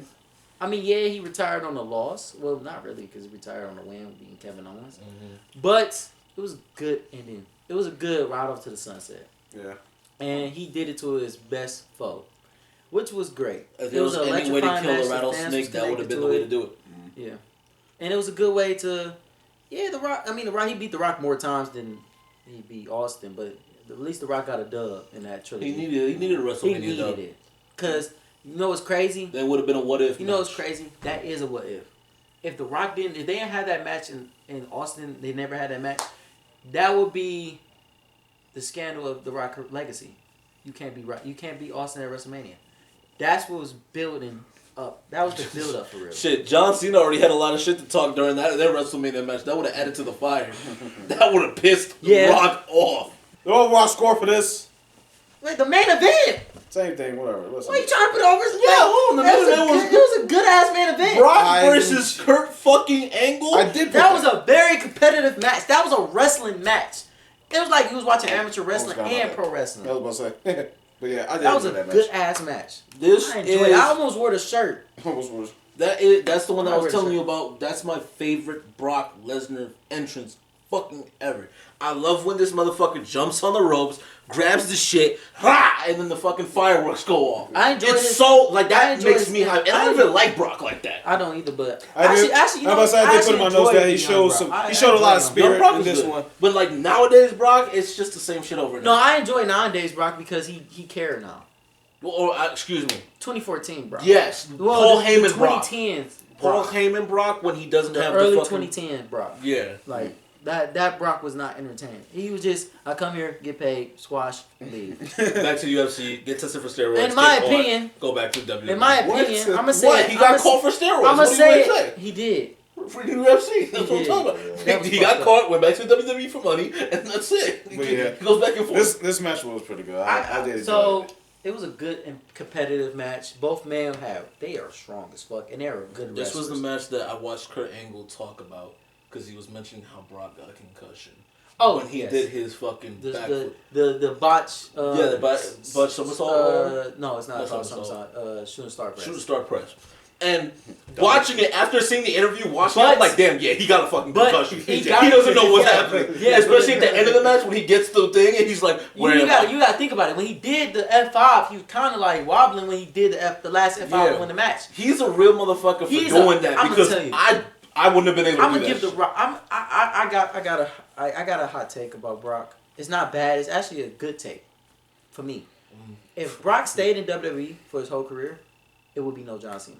It would be a John Cena, but John Cena wouldn't win 15 or 16 WWE championships. Yeah, I mean John Cena would still be he'd be like one of the biggest heels ever. No, he won't. He'll still be John Cena. No, I'm talking about Brock would be one of the biggest heels ever. No, he'll be. You think he both. used to be a babyface? Oh, both. Like Triple H was. Yeah. Okay. But I feel like. But yeah, no Brock. But I enjoyed Brock. Me rewatching the SmackDown and Brock's work. Brock is a hell of a athlete. I looked up on YouTube him doing a shooting star press. He can do that. He can do it. He just fucked it up that one time. He didn't fuck it up. He didn't do it. He didn't fuck it up. He was just Kurt Angle was too far. Yeah, that's true. Kurt Angle was on the other side of the ring, damn near. He was like, oh. This was the corner. Kurt was right here. The other ring one was right there. So I see why he got a concussion. But that was a good competitive match outside of the little botch. What you give the main event? Me. Yes. I ain't write down. But to me, after just thinking about it, I'll probably say. I hate you so fucking much. You piss me off. I should hit your ass with a German suplex. just for Brock. Suplex City, bitch. F5, motherfucker. I'm gonna hit you with the shooting star press. That's what you finna get. I'm about to hit this thing with the F10.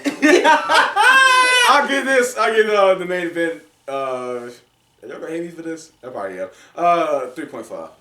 Oh no. I personally gave it a 4.25. I gave it a 4.25, 4.5. I was gonna give it a 5, but So you give it a 4.25. What'd you give it? 3.5. 3.5. Pathetic. I personally gave it a 4.5 flat. I have no idea what the fucking average for that. There's a lot of points there. I think that's most likely 4. Something like around a 4. Yeah, I do a 4 average or 3.9. of that. But both of us picked 4, so I just even out the 4. 4 because he's. 4. You can't say that. Bleep me out. Future Sean, you'll be okay. Appreciate you. Give me some skin. I thought you was going to do it to him. Give me some skin. Okay. There you go. Now the overall of WrestleMania 19. I gave it a 3.25. I gave it at 3.2. You trying to be like me? No, I actually gave it a 4. I give it a 4. I'm not mad at it. I really ain't mad at it. I'm surprised. I thought you would have been really pissed. No, I wouldn't be. I'm not pissed. You gave it a 4. Good. It's actually a good wrestling. I gave it a 3.2. That one, there was very few misses on that. It was just like the next one gonna bang. He gave it a 3.25. That's all overall average of 3.3. You're gonna put this scale on the screen, by the way. You can do like a scale. Okay. 20. I have a lot of notes about this one. I'm gonna start off with it's the start of a new era. Yes. This is the new era. Yeah. The start of a new generation of wrestlers. Yep. And I enjoyed it very well. Was there a miss on this card for me? Was this the one that pissed me off? It yes. Was. This actually, yes. This WrestleMania pissed me off too, bro. This one really pissed me off. We start off like with these. We started off John versus Big Show. That boy John strong as fuck, bro. I'm gonna keep saying this. John Cena, whoever he go against, and it's a big dude or a strong dude that like. His matches always start off slow until he bump up the speed.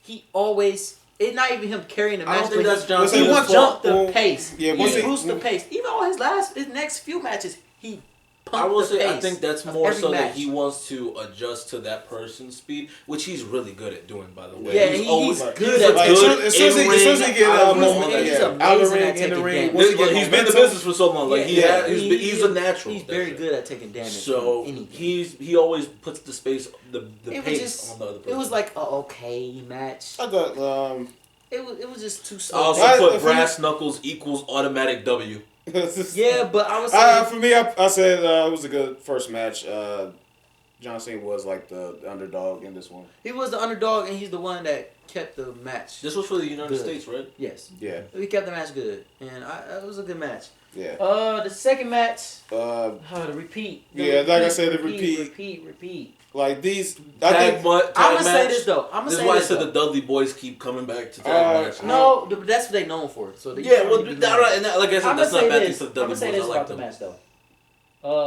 The only highlight was RVD. RVD and Booker T was so good, and the Dudleys, but the Dudleys always good. Let's get to the Dudley Boys still alive. Yes, they retired. Don't say yes. There's people that I didn't know were there. And then after that, we get the. Devon's a producer for WWE. I don't know if he still is. But no, actually he is. I think that's dope. Good him and Abyss from TNA.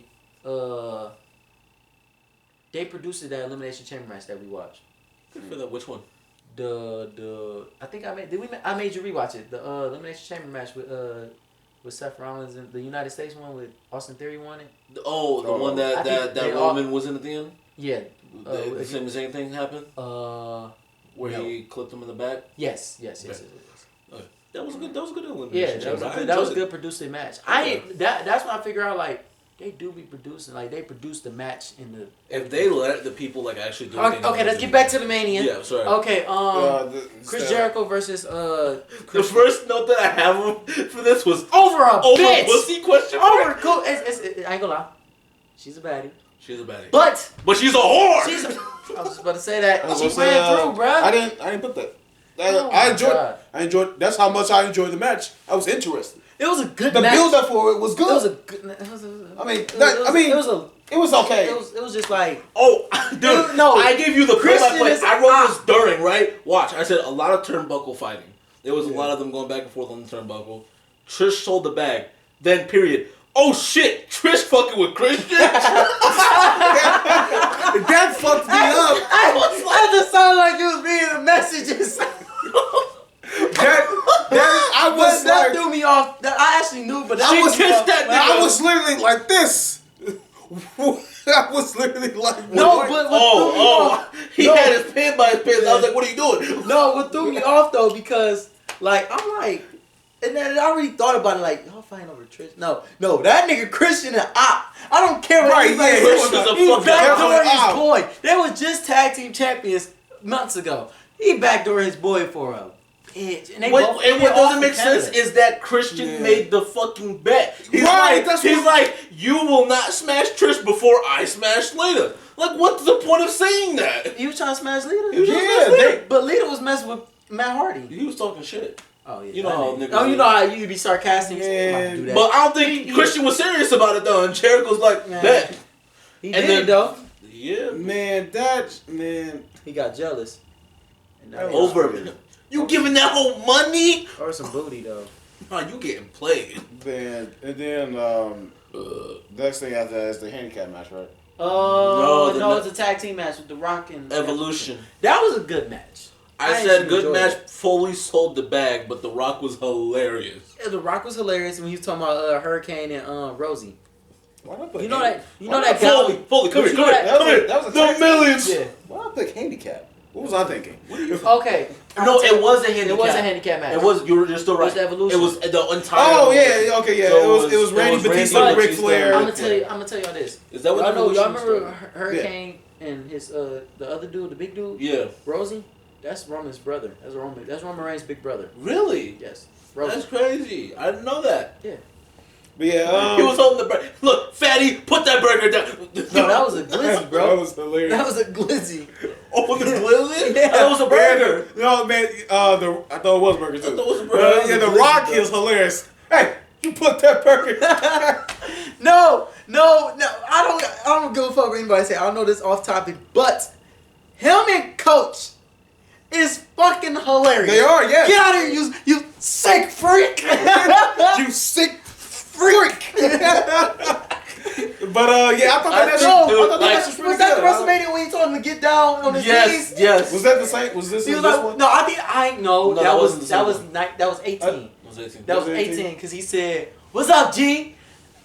Dude, like, what the fuck? Get out of here, you sick freak. The Rock has to be arguably like the best. There is no arguably. That is a fact. No, because Stone Cold is really fucking good. I mean, yeah, Stone Cold is good. Go back and forth with them Stone Cold is good, but The Rock was just a different breed. Rock, John. He just knew how to get the. What are you doing? Face on switch up. Yeah, what are you doing looking over there like that all the time? That was a good match. Randy Orton actually. Randy Orton. That was the beginning of the menace. Vince does the understand. Shut up! I'm telling you, that video lives rent free in my fucking mind, bro. Y'all can talk about the women's match. This is what I basically did for that whole match. I gotta go pee. Oh man. I gotta take a shit, man. That's disgusting. Yeah, the cruiser match. Cruiserweight. I call it the Chavo Challenge. The Chavo Challenge. I actually said, hey, Billy Kidman had a banger. You can't lie. That song Billy Kidman came in was hard. Yeah. I said this match was mid. What the fuck is wrong was with mid? I enjoy Ray, but I put it was a little. I enjoy it. It was all over the place a little bit, but other than that, like it was a great match. I said this. I said the Cruiserweight. Love Daredevil Ray. That was. I mean, not Daredevil Ray. Sorry. Flash Ray. I'm sorry. I said Billy Kidman had a banger entrance. I said Flash and Flash Ray Mysterio. Sean's gonna love that, sucker. I actually said I need to watch some Ultimo Dragon matches because he actually is he's a legend. In Japan. That's the motherfucker that spits the green shit, right? No, that's Tajiri and the Great Muta. The Great Muta. The Great Muta never wrestled in a WWE match. But he's who was the one that was in the match that spit the green shit? Oh, Tajiri. Yeah, okay, that's what I meant. I said it's a good match, fast paced, a whole lot of different type of fight styles or moves. Yeah. The concept of the match was actually good. Yeah, it was like a lumberjack match. Yeah, it's a gauntlet match. It's a gauntlet match. They need to have more. They should have had more matches like that. Also, I would love to see more lumberjack matches. You don't get that very often. I wouldn't even say the lumberjack matches. The lumberjack matches really like there were some good lumberjack matches. I felt there was one with John Cena. I think one with Triple H. That was the jumble. Those was like really frequent. Huh? Yeah, but that was like on Monday. I think it is a lumberjack match that's in a WrestleMania. I'm not for sure which one. Don't at me, chat. Don't at me. But don't at me. We're just casual. I feel like it was a lumberjack match, but a lumberjack match is more like the main event of a Monday Night Raw or a pay per view.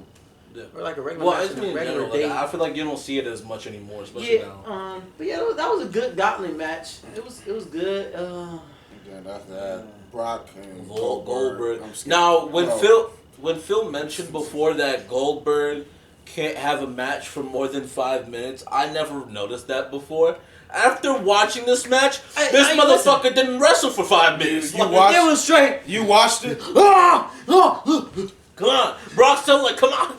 And then they push each other, then they do it again, then they look at each other. They step back, look at each other for another. I skipped. This is why I said. I did say that the match was funny, but it was not carried it for being funny. Yeah, it was not. It was boring. The build up was amazing though. And I love the build up of it. It's just Brock Lesnar had to carry Brock Goldberg. Is too much of what's it called? Too of a charismatic character in the ring to be with somebody like Goldberg. Who only goes for 5 minutes. He don't go for 5 minutes. Not even for 5 minutes. He goes for like 2 minutes. Damn, he let you beat him up for a minute. You a one pump chump. No, he's a squash match. That's all. He's a popular wrestler that only do squash matches. In WCW, he only had straight squash matches. He never had a good match. I said this. That Goldberg cannot sell a stunner. Goldberg is ass. He cannot sell a stunner for shit. I said Brock Lesnar versus Goldberg, a very hype up match. It didn't live up to the expectations. The fans hated it because they knew they was leaving. That's was their last match on each. What's the name? Brock was going to the NFL. Goldberg was just leaving, which he should never came.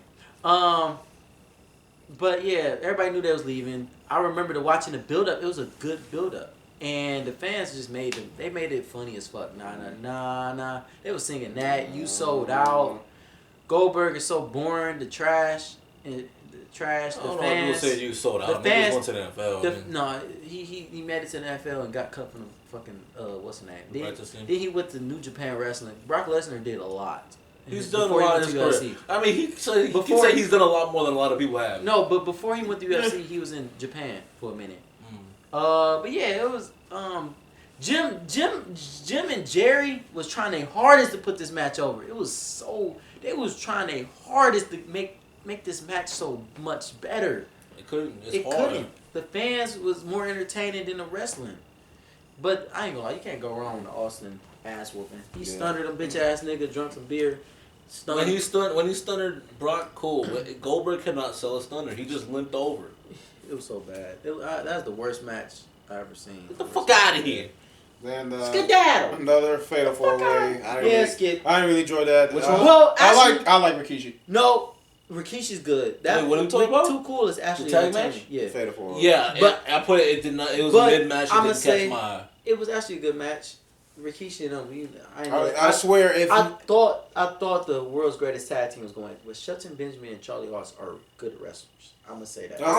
The wrestlers aren't bad themselves. It's just a match. I was about to say, if not for the last 3 matches, I would have gave this whole WrestleMania a 1.5. Michael Hadley was bald.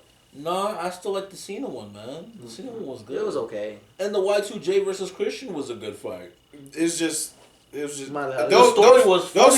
two was good, but I don't know. It's just you do have the Evolution one was funny and good. We about to do a lot of editing. What do you mean? The Chavo one was good too. It was a good show. I gave it a good rating too. I gave it a good rating, but no, I'm saying the last 3 matches with Eddie. Miley Holly's bald. With Eddie, she was still getting her haircut, and when Eddie with Kurt Angle was coming out, that was the funniest shit. Is Kurt comes out and he just passes by her while she's Kurt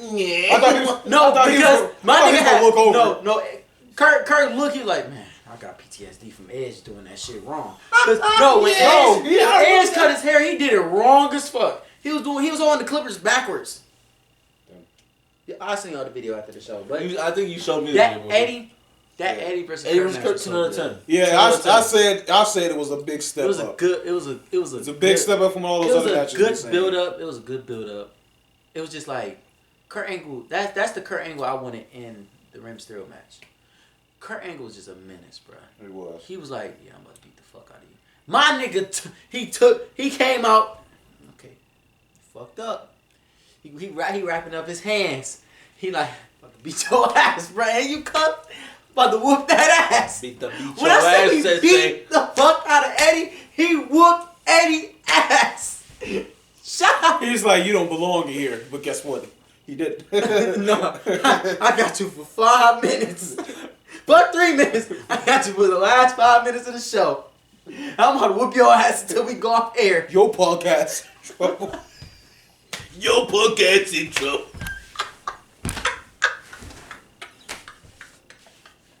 Yeah, man. But I love that match. I fucking love watching it. It's just both of them are so fucking entertaining. Great technical match. That was 100% great technical match. And it's always Eddie good to see fucking Eddie. So good. Eddie and Kurt is just so man. Rest in peace. Not even just Eddie. Kurt Angle can work with anybody. Yeah. I swear. He always works with the right people too. He had 4 bangers. Him versus Chris Benoit. Him versus Kane. Him versus who we fought last year? Brock Lesnar. Him versus Eddie is a banger. I don't think out of all his WrestleMania matches, not one is missed. He doesn't have a miss. He don't miss. In the heat of controversy, he don't miss. Him and Sean don't miss. Yeah, that was a good match too. But then we got the Kane versus Kane. I said this. This is what I said. I said Kane is a menace in the build up. But Undertaker came back into Demon Time. Man, he had Kane shook. Man, my boy Kane was screaming, "You're not real! You're not real! I buried you!" When he went up to touch him, bro, he's like, "You're not real. You're." But I'm gonna say this, y'all. But yeah, the interest. I'm gonna say this. I enjoyed seeing Taker get back to his phenom. Yeah, but I'm gonna say this. I'm gonna say this to y'all. I liked the match, but it was just like, okay, they fighting again. Because they fought so much against each other at WrestleMania's and pay-per-view. They have so much. They have great chemistry. They are both athletic. I think the story and the build up for it made it real good. Made it good. But I'm gonna say this: every match that they do is different, but it's not like a banger like Austin versus Rock. But you know what's going to happen. It's a WrestleMania worthy match still. You know what's going to happen, and Kane going to start the drama, but Undertaker's gonna finish it.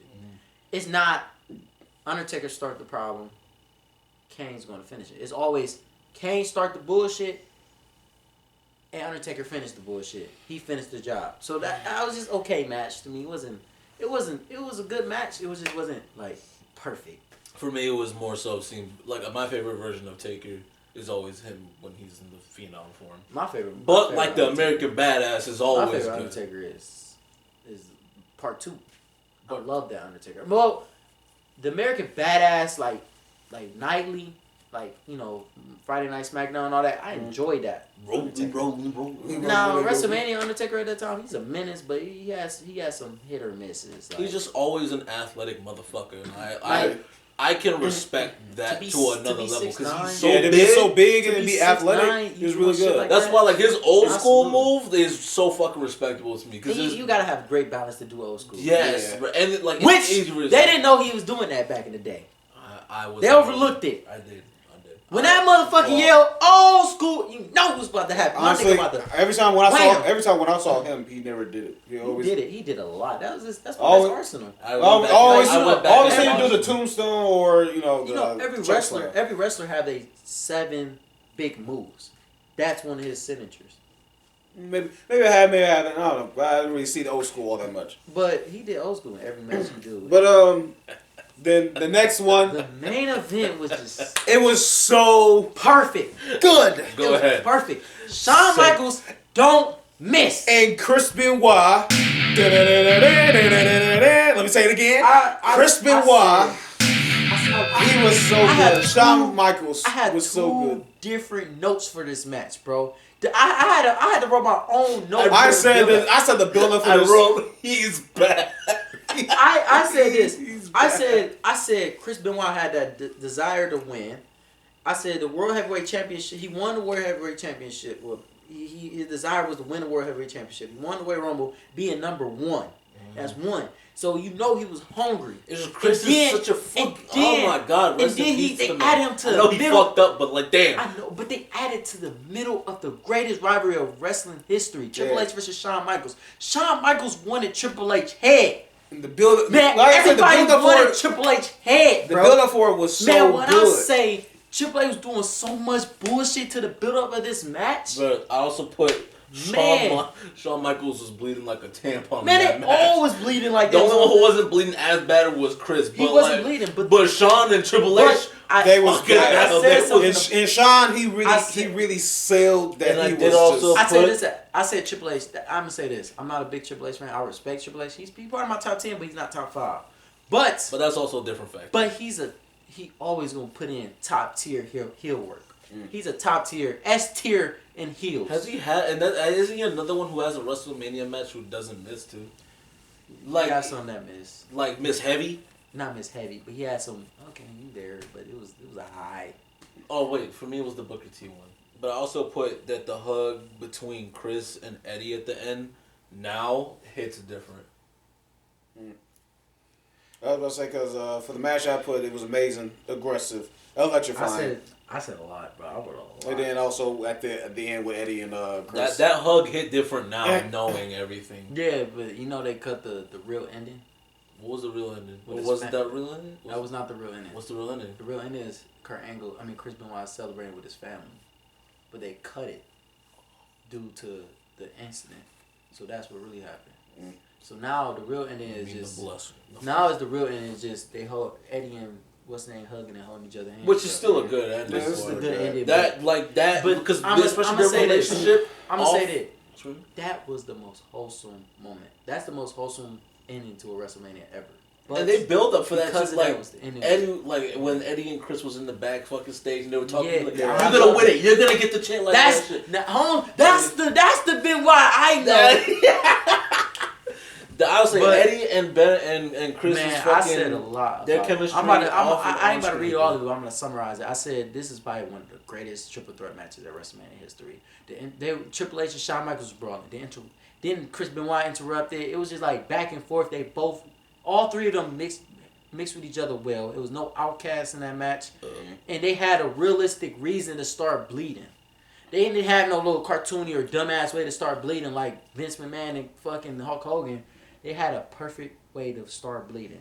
And then shout out to Triple H and Shawn Michaels of showing their fatigue of them. Yeah, especially Shawn Michaels, he's so good. Man, when I say Shawn Michaels is the showing what? Fatigue? Yeah. Shawn Michaels is the greatest WrestleMania performer of all time. And they know I said it. The greatest sports entertainer. Like them just bleeding. Because not all the time is it caused by something. I don't know if y'all knew that, but I believe that this was their first. Chris Benoit versus Shawn Michaels was their first encounter in the match. Where? But I say this. I say HBK is the greatest WrestleMania performer of all time. Whatever he does is perfect, no matter he lose or win. He's the greatest performer. He always gonna steal the show. He always gonna have a highlight of the show, at any means. But that was one of the greatest WrestleMania triple threat matches ever. So I'll go. What y'all I'll give? start it off this time. I actually gave it the WWE Championship match with Eddie Oh, and the Kurt. with Eddie and Kurt. What you give that? I give that honestly. I give that. Fuck. It's a 10 out of 10 match. I'm gonna give it a fucking 5, bro. I gave it a 3.7. Really? 3.7. I thought you meant bigger. I give it a 5, but that's because it. I don't know. I'll That's also connecting with Chris. I'll go in the middle. I'll give it a 4. So, I gave it a 5. He gave it a 3.5. You gave it a 4. That rounds up to 4.75 What? on the match scale. So the main event, the World Heavyweight Championship match, you gave it a 5. That one's also a 5. That is I gave it 2 5s in this match, bro. I give this one a 5. So we had an average of 5 across the board. Don't even fucking ask. So what y'all give the whole show? I gave the whole show. Like I said, the last 3 matches saved it for me. So what you give it? I give it a 3. I gave it a 3. Like I said before, I was gonna give this. I hate having locks trapped. Phil, your turn to hold him down. I was gonna give this a 1.5. I swear to God. What? I gave it a 3.7. Hold him down, Phil. Listen, what's happening? I didn't do anything.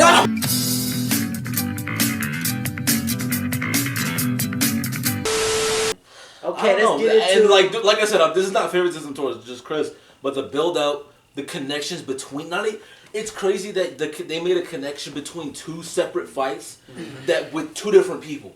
It was 3 separate fights. 3, yeah, you're right, 3. It was just like Shawn Michaels and Chris Benoit. They was going at it, but they was just trying to. And it felt like Shawn and Triple H had their own battle that was going on too. But they have a rivalry. That's why I said that was the greatest rivalry in WWE history. Is Shawn Michaels versus Triple H. Mm-hmm. Triple H off. That's what I was going. But then connecting Chris Benoit's victory, connecting his desire to win, and in between theirs, it was just a success. But and it's also connecting their friendship. But on top of that, let's get it to 21. 21. Which this is I'm be honest, I give a lot of biasness in this. This is the one. This is the one. That you like, or yeah, no. When I told Phil that there was one that I did like a little bit more than 17, I didn't say I liked it more than 17, but I was biased with certain matches. What was the first match? Masterpiece of Rey Mysterio versus when I say best Hispanic fight ever made. And I said that with my notes, I said this was a nice way to start off the show. Yeah, it was. That was not a nice way. It was a perfect way to start off the fucking show. I would say it's a perfect way. They was both showing off their skills, their arsenal. I'm gonna say trying to outsmart each other. I said they wrestled each other so much that it was perfect. They perfected their craft against each other. They know how to put on the show, and they started the show with a bang. And that's what I like about it, that match. And was Chris? They were, I think at the time, weren't they still tag team? That was tag champions. Yeah, they just wanted to see who was better out the 2. And but it was still a rivalry nonetheless. One of my favorite matches of all time, 100%, personally. Yeah. But they're just so good, and hugging it out at the end, all that. Ray and Eddie's friendship was also different. What was the match after that? Because I don't think I wrote it. It Was Money in the Bank. Money in the Bank. It was Money in the Bank. Yep. Yeah, Money in the Bank. That was actually one of my favorites. That's the best wrestling. That was the first Money in the Bank. I was looking at the main event matches, but it started. Who did the Money in the Bank? He's Chris back. Jericho Again. Chris Benoit, Shelton Benjamin, Edge, Christian, and Big Show. I mean, not Big Show. Kane. Besides Ben and then Jericho, who'd you say? Shelton Benjamin, Edge, Christian, and Kane. When I say I wrote a lot about this Money Bank, I don't remember watching this, but I did not put nothing on. No, it was 100% entertaining. Like I said, I was just watching this. When I say, first of all, the lineup was good. It was a stacked lineup. Yeah, it was. The way the ladders were used, Christian have amazing. a great. I said something about Christian's song. This was Edge's third gimmick. Yes, it was. This is third gimmick. Man. And this one, Shelton Benjamin is one of the best performers. Bro, this motherfucker jumped from That's why the top rope to the last. Oh my god, that was insane. It's no one's ever done that. But, like what? But the beginning was funny because and did he when Kane came out, everybody like, man, let's go take this big ass nigga out. Yeah. Like, they started just attacking Kane. They were fucking. And I said they utilized the ladder as a big weapon, 100%. Taking each other out. One thing, because Christian attire was ass. I don't know what the fuck he was wearing. That nigga was wearing brown and yellow. Why did you pick that color? You should just did your regular blue and yellow. Wasn't this one then Chris? Then he jumped off a ladder. Man, that's why he got brain damage. That's what I was saying. That's why I said that. I said my head. I said I don't know why. I said I don't know why Chris Benoit was in this match, but man, his ladder spot is crazy. I see why he had damage in his head. Then he started headbutting Kane on top of the ladder. My head hurt. And then I said this. That match, it was the beginning of the Rated R Superstar. 100%. That was the beginning of Edge. No, the beginning of it. Well, not the beginning of it. When he was at least when he turned heel fully, was he was when. Heel. Huh? He was a heel. Well, when he said he fully turned heel was when he did a match. SummerSlam. Yeah, in Toronto. And they was cheering Chris Jericho more than him. Yeah. I would have been pissed too. I ain't gonna lie. Yeah, hey, but that was just me. They booed the fuck out of him. But isn't Chris Jericho from there too? No, he's from Winnipeg. Winnipeg, whatever. Winnipeg, I think. But he really from New York though. But that what the fuck? Sorry if y'all hear sirens in the background. But that was a great match. That's the police coming for Chris. I don't give a fuck about that Hulk Hogan segment. That's what we're skipping that. We skipped Randy Orton versus The Undertaker. That was a great match. Amazing match. Undertaker's entrance was cool. I enjoyed the build up. I liked it. I watched that whole build up. Man, Randy Orton put Undertaker through hell. A lot. No pun intended. He put him through hell. He put him through the stage. I mean the Raw. I mean the SmackDown stage. Mm-hmm. He put him in there. He set the casket on fire. He did so much. That was a whole year till WrestleMania. That build-up was amazing. Randy Orton's storylines are so fucking good. Always. They do not miss. Because he's a menace. He does menacing things. Now, I will say this. I put in my notes, Randy Orton's dad got booted like a bitch. He got booted like a bitch. But he always get his ass beat when it comes to him. But Randy's dad tried to fucking help him during the fight. Man, Randy Orton had... Which I see where he gets his shit from. Randy Orton had one of the greatest RKO reversals ever. Yes, I told Alex this earlier. Like, that was pretty damn good. The chokeslam to RKO? Yes. I didn't expect that. I seen the match and I didn't even expect him doing it. I thought it was going to happen. There's a reason this motherfucker's my favorite wrestler of all time. What? I wasn't... Yes. But I got a match that's better. Fuck you. I was going to say, but I was not expecting that reversal RKO. I was not. No one was. I thought it was over. I thought it was over. It's not right there though. But what you about to say? Wait, hold on. Let me see the match card real quick. Okay, to be fair, no, I have an even better one than that. But this one is a really. I have my opinion. This was match of the night. Kurt Angle versus Shawn Michaels. That was match of the night. They worked. I always switch between putting Shawn or HBK on there, depending on how long the other person. They was really going at it. They was going back and forth. Another banger from Shawn. He's the fucking GOAT. I'm gonna keep saying it. I talked to Phil about this on the phone. I was like, I felt like Kurt was getting his ass whooped for a good amount of the thing. No, they was going back. But after going back and watching it again, yeah, it was definitely. They was going back and forth. I said this. I said Kurt and Shawn Michaels worked so fucking good together. I swear, Shawn Michaels' showmanship and Kurt Angle's ability to wrestle was raw, and his raw power made this match of the night. It was a masterpiece from match made in heaven. That's what I said. They was going back and forth between the two shows.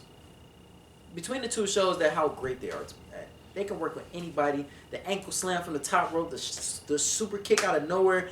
The way Shawn Michaels was like the way he made the ankle lock so deadly. It just he knows how to sell the ankle lock. He knows how to sell it because he was fighting for his life. Bro, he tried to roll over and kick Angle at the end. Like right, and it was not working. Angle was like, no, you ain't going nowhere. I got you for 3 minutes. Every spot, even that table spot, was so good. Oh yeah. Like Shawn Michaels know how. My bad. I'm sorry. But Shawn Michaels know how to steal a show, and he knows. Oh, I called Phil when that shit happened, and I watched it. I'm like, yo, this motherfucker jumped off the middle rope, backflipped onto Angle to the table. I'm telling you, bro. I don't know this nigga turned into Michael Jordan in Game 6 when it comes to WrestleMania, bro. I swear to God, he can't turn Mama mentality at WrestleMania. WrestleMania mentality, heartbreak mentality. This is Mr. WrestleMania. But no, I was just about to say that he really sold the ankle lock really well. Like when he was trying to kick out of it like 3 times and it was not working, I was like, Jesus, is he about to kick out? I was fearing for his life. And it's an ankle move. I know this ain't part of the podcast, but I'm rating this match. It's a 5-star match. And guess what? He has another banger in the next one. Oh yeah, 100%. But we ain't gonna talk about that. Let's get to the next match. Listen, I don't know if you guys skipped it, but Big Show Sumo. I laughed at that one. I said Big Show the kimono was hilarious. I thought it was like, no. What about the Carlito and Roddy Piper? Oh, that's why I had that. That's the Stone Cold segment was hilarious. You can't go wrong with a Stone Cold ass whooping again. You can't. Stone Cold ass whoopings don't miss. Dude, I feel like Carlito was so under fucking used. He had potential more than he was mad that he wasn't on the card, but they put his ass on the card to get yeah. But I was like, man, I don't like the way they put him on the card. I said 2 big motherfuckers with bare ass out. Like, why the fuck is this on the card? I was like, that's too much ass. You can't say that. Those are dudes. Oh man, that was a whole lot of like, ugh. Yeah. And then Big Show was all pimply and shit. His legs, like, dude, you need to stick to the singlet, bro. Like, yeah, the next match is like JBL versus John Cena. I said, oh my god, it was a good ass, really good fight. My underdog fight, none the fucking less. That match was long. JBL run for that championship was long overdue. That nigga was champion for 8 years. Yeah, I was gonna say at the beginning it was like really one sided because JBL was like beating Cena's ass. Beating the hell out of him. In my opinion, that match was just slow as fuck. And then you know what I say, John Cena once he gets that momentum, he get that momentum. He pick up the pace for the match and make the match even better. But I have a controversial rating about that match. But man, he was like, "Come on, you son of a bitch!" But the fans popped when he won, and I liked it that. And John Cena know when to work the audience until they started going against him, but he know how to work the audience. No, even when they were going against him, he still knew how to work him. Yeah. Especially later on when even when you want him to lose, like the way he performed, you be like, damn, is he about to win? Come on, John, you got this. Let's go, John. Bro, I say pump it up, John. It's fucking hard to make fans like and hate you at the same time, and this motherfucker John Cena has done it. He's great. There was a whole Raw segment where this motherfucker comes out with mic work, and they're just like, "We love Cena," and then fuck Cena. Me personally, Triple H versus Batista is one of my favorite WrestleMania matches. Okay. Yeah. And for what the longevity build-up, the character development of I put the master and the student relationship turned. Not even a master and a student relationship. It was just manipulation turns bad. Yeah. I said a lot about it. Let me see what I said. I was gonna say this one was like aggressive. I said Triple H. I said Triple H manipulated and made his. I said his manipulation and selfishness made this build up so great. 2.5 years of using Batista and Randy Orton for his own success was great. But the paradigm shift. Damn you, Triple H. The paradigm shift. Like when Batista won the Royal Rumble, the paradigm shift so hard on Triple H that he was trying to convince him to fight JBL at WrestleMania until his dumb ass would sneak this into Ric Flair about Batista, and Batista was like, "You fucked up, bro." When I say that was I say this match is the most feel good match of history in that era of ruthless aggression. When I say when Batista turned on Evolution, when I say the whole landscape of Monday Night Raw changed, man, Triple H wasn't no big dog. He wasn't no top dog no more. No, he was a top heel, but he wasn't a big dog. That match made me want Batista to win so bad, and that made me so ready for the next night. My first note in this was Triple H intro fire, but the singer sounds like he forgot the lyrics. Like this is the second time he did this. I'm like, what the fuck? Are you drunk? Like, are you drunk? Yeah, but. The match was fucking amazing. I love the back and forth between them. I said this. Ric Flair kept fucking choking Batista out. They was good. Like it wasn't a fast paced match, but it was a heavy hitting match. Well, 100%. I said the stare down was amazing. And Triple H Batista was looking at him like, I'm about to beat the fuck out of you. You know that? I'm about to rip your head off. Triple H was bleeding like hell too. Batista had that Mike Tyson look. I'm about to rip your head off. I'm about to bite you. My style's impeccable. Yes! My defense is impeccable. So I said, hold on. Break me down. Be careful about the dog.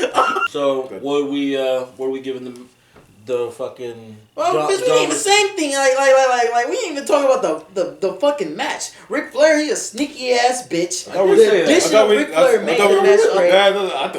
did a pretty good job. We did a pretty good job. When Batista, like I'm telling you, when Triple H hit him with the, we hit him with the hammer. He tried to. He did. Did he? Oh no, he did.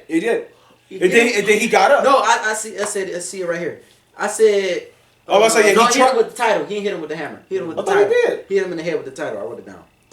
When Batista kicked out of that, his heart dropped. Yeah. He looked up. He like, I'm about to die.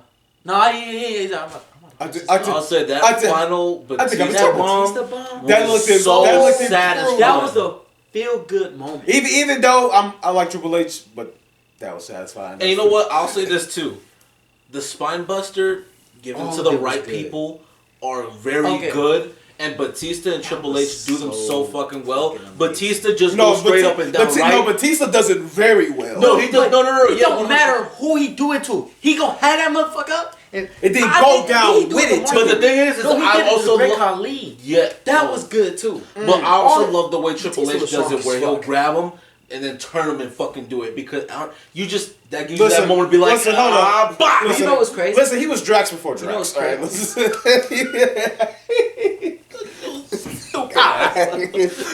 Where's the window I can put you through? I'm talking about wrestling.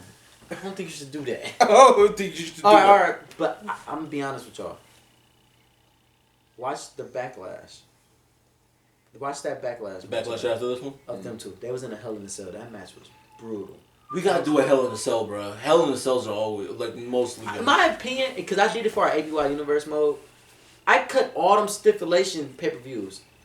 I made every pay-per-view have a different, but whatever y'all want to book, please put one of them stipulations in it. No, I'm not talking about that. I'm talking about, like, what we're doing now. Oh, yeah. I want to do a Hell in a Cell. I was talking about it, like, I cut TLC, I cut Money in the Bank, I cut Hell in a Cell, Elimination Chamber. That's fine, especially because, like, they do, like, pay-per-views like WrestleMania have Money in the Bank. Yeah, but in my opinion, they should put Money in the Bank back on WrestleMania to put more attention to it.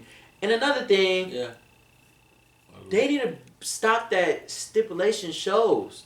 That makes it kind of bad. Like what rules and shit? Like Hell in a Cell pay-per-view, the Elimination Chamber pay-per-view. Why can't you just put the matches in a particular pay-per-view like y'all used to be? Like New Year's Revolution. Yeah, New Year's Revolution when Edge well, they always did it. Armageddon was Hell in a Cell. Armageddon. Six-man Hell in a Cell. Armageddon was Hell in a Cell. Yeah, like they need to bring that back. That brings prestigious to stipulations. Honestly, I feel First like they could really do that, match. especially because they just brought War Games into a thing. Just make it all part of War Games. But don't it's already Hell in a Cell. Make it a pay-per-view called War Games, because we already know it's gonna be a quick storyline to pump the match up. Why can't you just make a storyline and then they keep going at it and you be like, you know what? Y'all is going against each other in War Games. That'd be perfect. Not a fucking pay-per-view named War Games or named Hell in a Cell. But What y'all With rating? that match, Yeah, but what y'all rating for the WWE Championship with JBL and John Cena? I give that a 4.5, bro. I really enjoyed that one. We can't all have low scores here, mate. A 4.5? I gave it a 4.5. That's a good one. I enjoyed it. It was one of my favorite underdog matches. Yeah. And JBL had that coming for a long ass time. He did. I'll probably get a 4. I gave it a 2. Wow. I'm not even gonna do the voice. Just keep going. It was 2. I can't even talk to you. And Are we friends? My friends. no, John Cena carried that match. He made JBL look good, and the match was too fucking slow until John Cena pumped it up. I wasn't really entertained in the match. I'm hurt. I thought I was gonna be. Like, I'm hurt. I'll be honest, chat. I really thought I was gonna be into the match. No, I was on my phone. Like I wasn't on my phone, but I was looking at it, and I was waiting to do some notes. Don't let my job hear this. I put somebody on hold. Yeah, I had to watch. No, but I was watching the match, and I thought I was gonna I had my phone unlocked, ready to type, and it was nothing for me to type until John Cena, bumped up the speed, made the pace go faster, and did some damage. But it was a slow match. With the overall. What about the World Heavyweight Championship match? World Heavyweight. That is honestly, I give it a 4.5 as well. I gave it a 4. Well, I give the John Cena 4. This one was a 4.5. I gave that match Batista and Triple H a 4. But the only thing that was off was their speed, but other than that, the match was perfect. Oh yeah, I give it a 4. And it wasn't even that bad. I won't even say the speed was off because them are big dudes. So it's gonna be a heavy hitting, powered match. And Triple H the bad guy, so it's gonna be a lot of dirty shit going on. So that's why I gave that match a higher and off my biasness. Me not being biased, it's probably a 3.8, 3.7. No, I'm not biased either. But I'm biased about that match because I fucking love their rivalry, and their sequel to that match was even better. But that match was a 4 because of the build up. Time to play the game. And the overall of 21, I gave it a 3.5. The overall of is this 21? I gave it a 4.25. Really? Yes. Like I said, this one was my favorite. None of these matches, like I said, didn't hit for me. And the only one that was a miss was the Big Show. I gave this, had not Big Show thing not been there, I gave it a 4.9. It would have been a 5. That was a good show. I enjoyed this one. 21 was my favorite out of the list. 17 was my favorite, but 21 is the second. But like I said, those ones are respectful. I can agree with any of them. Okay, let's get it to 22. I love it. The only thing I don't love is this fucking fight right here. What? It's fucking Carlito and Masters versus Kane and yes! This match was so one-sided. You just read it was a squash match. It's a one-sided fight. No, I had it too. I said Kane and Big Show We became a friend. I said it was a boring ass match, and it was just like to hype the fans up. That just let them. Carlito was funny as fuck, but as soon as you saw them, it was like, oh yeah, they're done. No, not even. I saw them come out. Let's just show Kane, Big Show. Just show y'all a little move set and then just throw them out the way. Let them get a quick little offense. The only thing they did was move the turnbuckles. Yeah. That's all they did. But that match was so one-sided. When Masters fucking tagged in Carlito, he's like, "What the fuck you tagged me in for?" I have a hot take about the Money in the Bank match. Really? Because you know what? I hated it. You hated it? I didn't. Okay, this is one thing I didn't really like. Ric Flair had no business being here. But that too. But y'all, if y'all sit there and look at the line, like who was coming out, who y'all really thought was gonna win that match? Well, RVD. He was the only person that had it. He the only person that was in that match that was like the fans with him. And he was the only person that really had it. Yeah, I said this was a pretty good ladder match. It was a good ladder match. Ric Flair had no business I put Ric Flair, old ass hurt. Bobby's built like a thumb. Bobby, that's what I'm saying. Like Bobby He's built like a thumb, is he not? No, yes. But I'm gonna say this. Bobby was too goddamn strong to win this match. I told Phil he doesn't agree. Like they were trying to go for Bobby. Matt could have been the only other person to win it. Matt was not gonna win. Matt was not gonna get a world. I thought he was gonna win. I came in. I'm like RVD winning. He's a fan favorite. He had the fans tune in. He was the one who's. This was the one that the ladder jumping happened in. Fucking one dude. It wasn't Bobby. It was Shelton Benjamin. Yeah, I was like, oh my god. I was like, how you doing that? With ladder matches. I'm telling you. I was like, how you doing that? He jumped from a ladder to another fucking ladder. He had more. He always in the Money in the Bank. He never win. That's why I knew he wasn't gonna win. I'm about to say that was one. But that was like really good. That was crazy. He was the IC champion. You know he's not going to win this match if he's the IC champion. That's fair though. Now if he wasn't, I'll be like, okay, he had a chance to win. Because they really didn't have two titles, but a two-title holding at the time. It really wasn't a. It really wasn't a stacked So I put Matt and Rob Van Dam are daredevils. Like when it comes to I was about to say because I put RVD and Matt Hardy. Who else? I think those are like really the only Finley thing good didn't for do a this. damn put thing. RVD. Yeah, Finley. I was Finley like, hey, it's Finley. Finley had no business fucking being there. My name is Finley and I lost the fight. I put RVD 1. Does he suck Vince off because he always wins? Not really. Nigga. No, because the first fucking WrestleMania we watched, he won. But every other match he's won. He fucked up his career. He got in the he was driving while under the influence of marijuana, and he lost his WWE championship the next night. With that, Chad. There's nothing wrong with it, but WWE was going through a scandal with steroids, so it was on. Oh, now they're on Hulk drug watch. Hulk Hogan bitch ass snitch.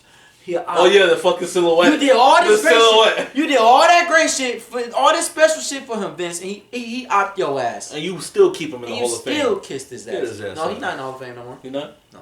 Because of that racial slander he did, he got erased from the 05 Hall of Fame. Well, I was you about might to say he's still in it, but he got kicked off. I was about to say because the segment with Randy when he was talking about the Hall of Fame, I was thinking like, damn, some of the wrestlers that we grew up with, go retire and then get put into. Ray's put in the Hall of Fame already, bro. But that's because of Dom. The rival, the story. But like when he there's very few people that I would like probably cry for whenever they retire. It's John and then get put in the Hall of Fame. Those are my big three of who I'm probably gonna really be emotional for. Especially John Cena. Yeah, man, that was gonna hurt the most. I fucking love the Edge versus McFoley match. That's hardcore. Guess what happened? You skipped the whole match, by the way. What was that? Chris. Oh yeah, JBL. Guess what I put? Guess what I put? The Menace couldn't claim another victim. I'm gonna say that match was really. He tried. He really tried though. No, like not that he tried to tap him out. He tried to unalive the man. He really did. I'll be honest. JBL is not a good wrestler. I don't like him. I put it was a good match. It was JBL a bitch though. Chris carried the match. He should have won. He should have won. Especially the BS that JBL was doing just to taunt him.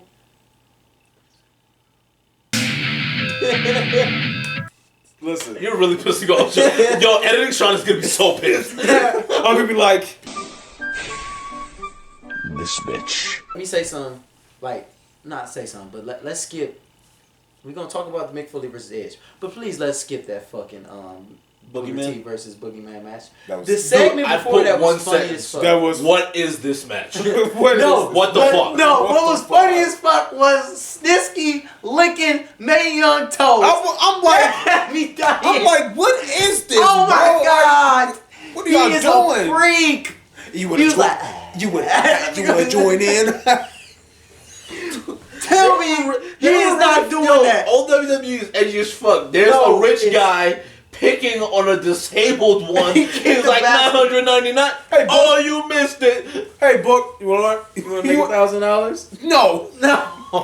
Man, I swear, if The Rock was in that segment and he saw the guy looking the woman's you sick freak.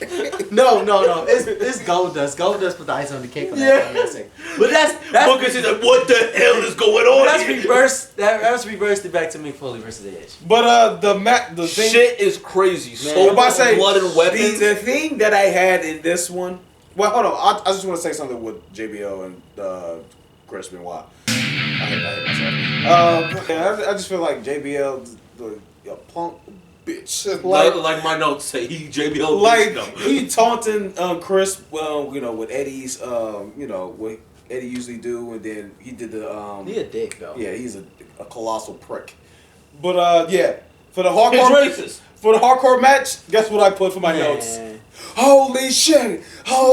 Man, when I say, man, it was everything was going flaming on. table? Man, what the fuck was under? Man, everything was under them fucking stairs. Like you had a fucking bat with barbed wire. Yeah, like yo, I thought like it was just one thing when Foley grabbed it. No, Edge flips it up, and I'm like, what the fuck? You have a canister here? Oh, look, it's Barbie. Thumbtacks. What was the other thing that was next to it? It was thumbtacks and something else. It was brass knuckles. Was it brass knuckles? Yeah, brass knuckles, and then it was No, Foley grabbed the bar. And then it was another thing. Mick Foley had barbed wire wrapped around. Yes. When Edge was trying to go for the spear, he was like, Edge was like, Edge can play it off looking like he died. Yeah, at the end, yeah, he. Really, I love the interview. I got it in my notes too. That's past this match where he's talking about it, and he's like, "I went to spear Foley," and as soon as I got to the rope, I'm thinking, I'm about to go through a fucking flaming table. Yeah. And he's like, no, Foley got layers on it. And I'm like, you know what's funny? I love watching wrestlers' interviews when they talk about their he's like, so I thought I was going to talk into CM Punk, Undertaker. Paul Heyman is so fucking good. They're good because he talks about it from a business perspective, and it's cool to like get that aspect of it. But man, that match, he's so and that thing he said, you know, he had to tuck into Mick Foley. He was like, thank you, Mixter. Yeah, and he had to put himself more into Mick so he won't get burned. But he got some on his own. Yeah, I saw it too. You know what's funny as fuck? And he looked at his hands too. He's like, Edge and Chris Jericho said the same thing. They said thumbtacks hurt getting it out of there. Because them those two motherfuckers that had it in them. Them motherfuckers hurt. That was in. Did you see when he got fucking suplexed into it? He's like, I think Edge said I should have wore a shirt. He should have wore a shirt. I was like, look at you. I also put without Lita, Edge loses. No, I think he'll still win without Lita. I don't think so, bro. Lita was fucking up Foley, bro. The man who made this match even better, Joey Styles. When they went through the table, and I heard, "Oh my God!" I blew it. I said, "Yes, that's all this match needed." Man, I was just jaw dropped. I was like, "Holy shit!" And it was crazy. That fire went off fast. I want to rate this fucking match. But they was spraying Mick Foley with lighter fluid and shit. I was like, this nigga about to burn. Is this part of the rules? Wait, I mean, there's no rules. I'm rating this match regardless. This match was a fucking 5. Okay, I don't care. It was a 5. It was a 5. Oh, man. But so we're skipping the Booker T. Taker versus. Oh, you skipping the women's match? Oh, Mickey James versus Trish Stratus. That was that one was a good match. Hold on. I told y'all before. I'm gonna say it to y'all. Doing a flashback, even during this match. I'm not gonna lie. I was bricked up. Oh, you know what's crazy? It's a part of that match that they cut. What's that? Mickey James rubbed her, what's the name, and did that. Did that. I would have been even more bricked up. They cut that off. Look, I'm gonna tell you. Look it up on YouTube. But she did grab her, and in the But they cut it off when she did this. She licked her tooth. Sheesh. Chris man, how you doing? Bro, but alive you.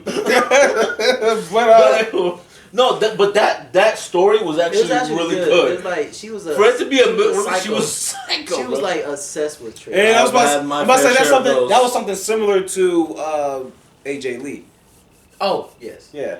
Well, no. AJ Lee was a whore. That's what she was. Yes.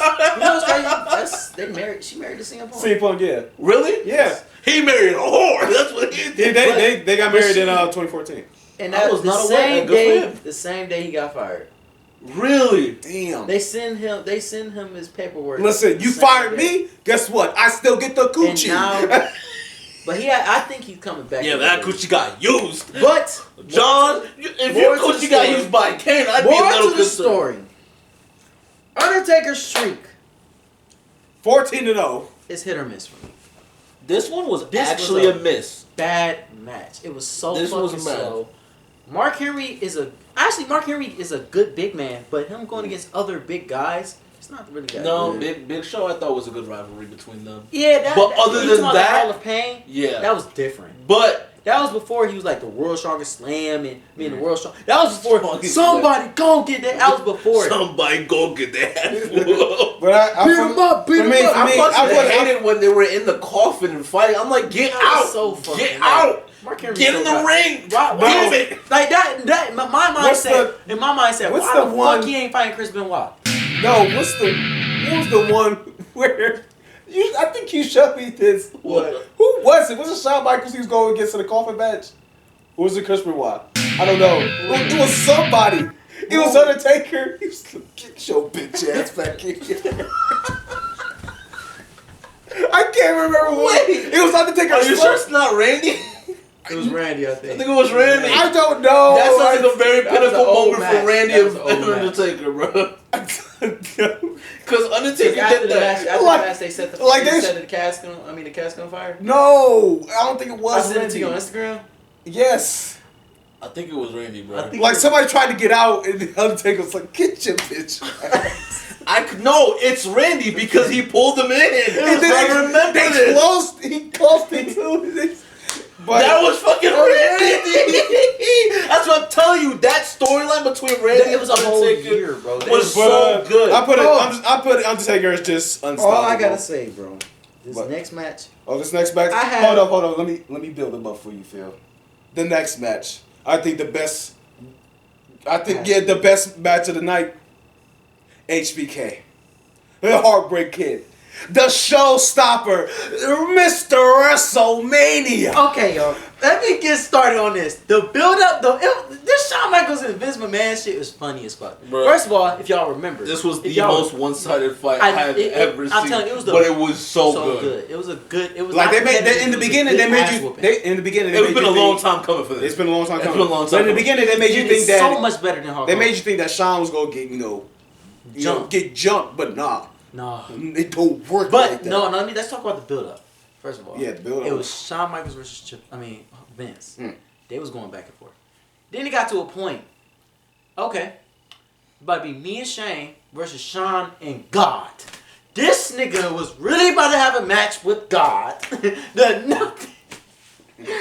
shit. No, and then y'all remember the segment when he was in church? Vince was in church. He was like, "Hey, Shane, look at me." Who was that? Yeah, it's Triple H. I don't know how he did it.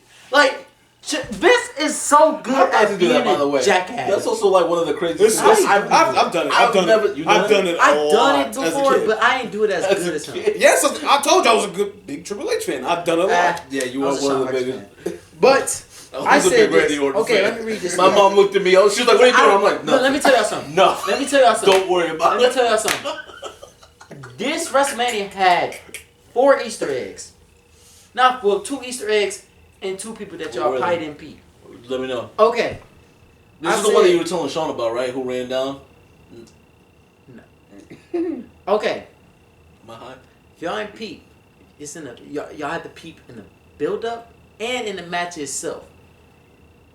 Vince was, there was Shawn Michaels beating Vince's ass, and then the Spirit Squad came. Who did you peep that was in the Spirit Squad? I swear I saw somebody. I didn't Dolph Ziggler. I knew it. His name was Nicky. I knew his name was Nicky. Nicky. I was like, that was him. Cause I was like, who is that? So Shawn Michaels was beating the fuck out of him. He whipped the Spirit Squad ass. That's one. He whipped their ass, right?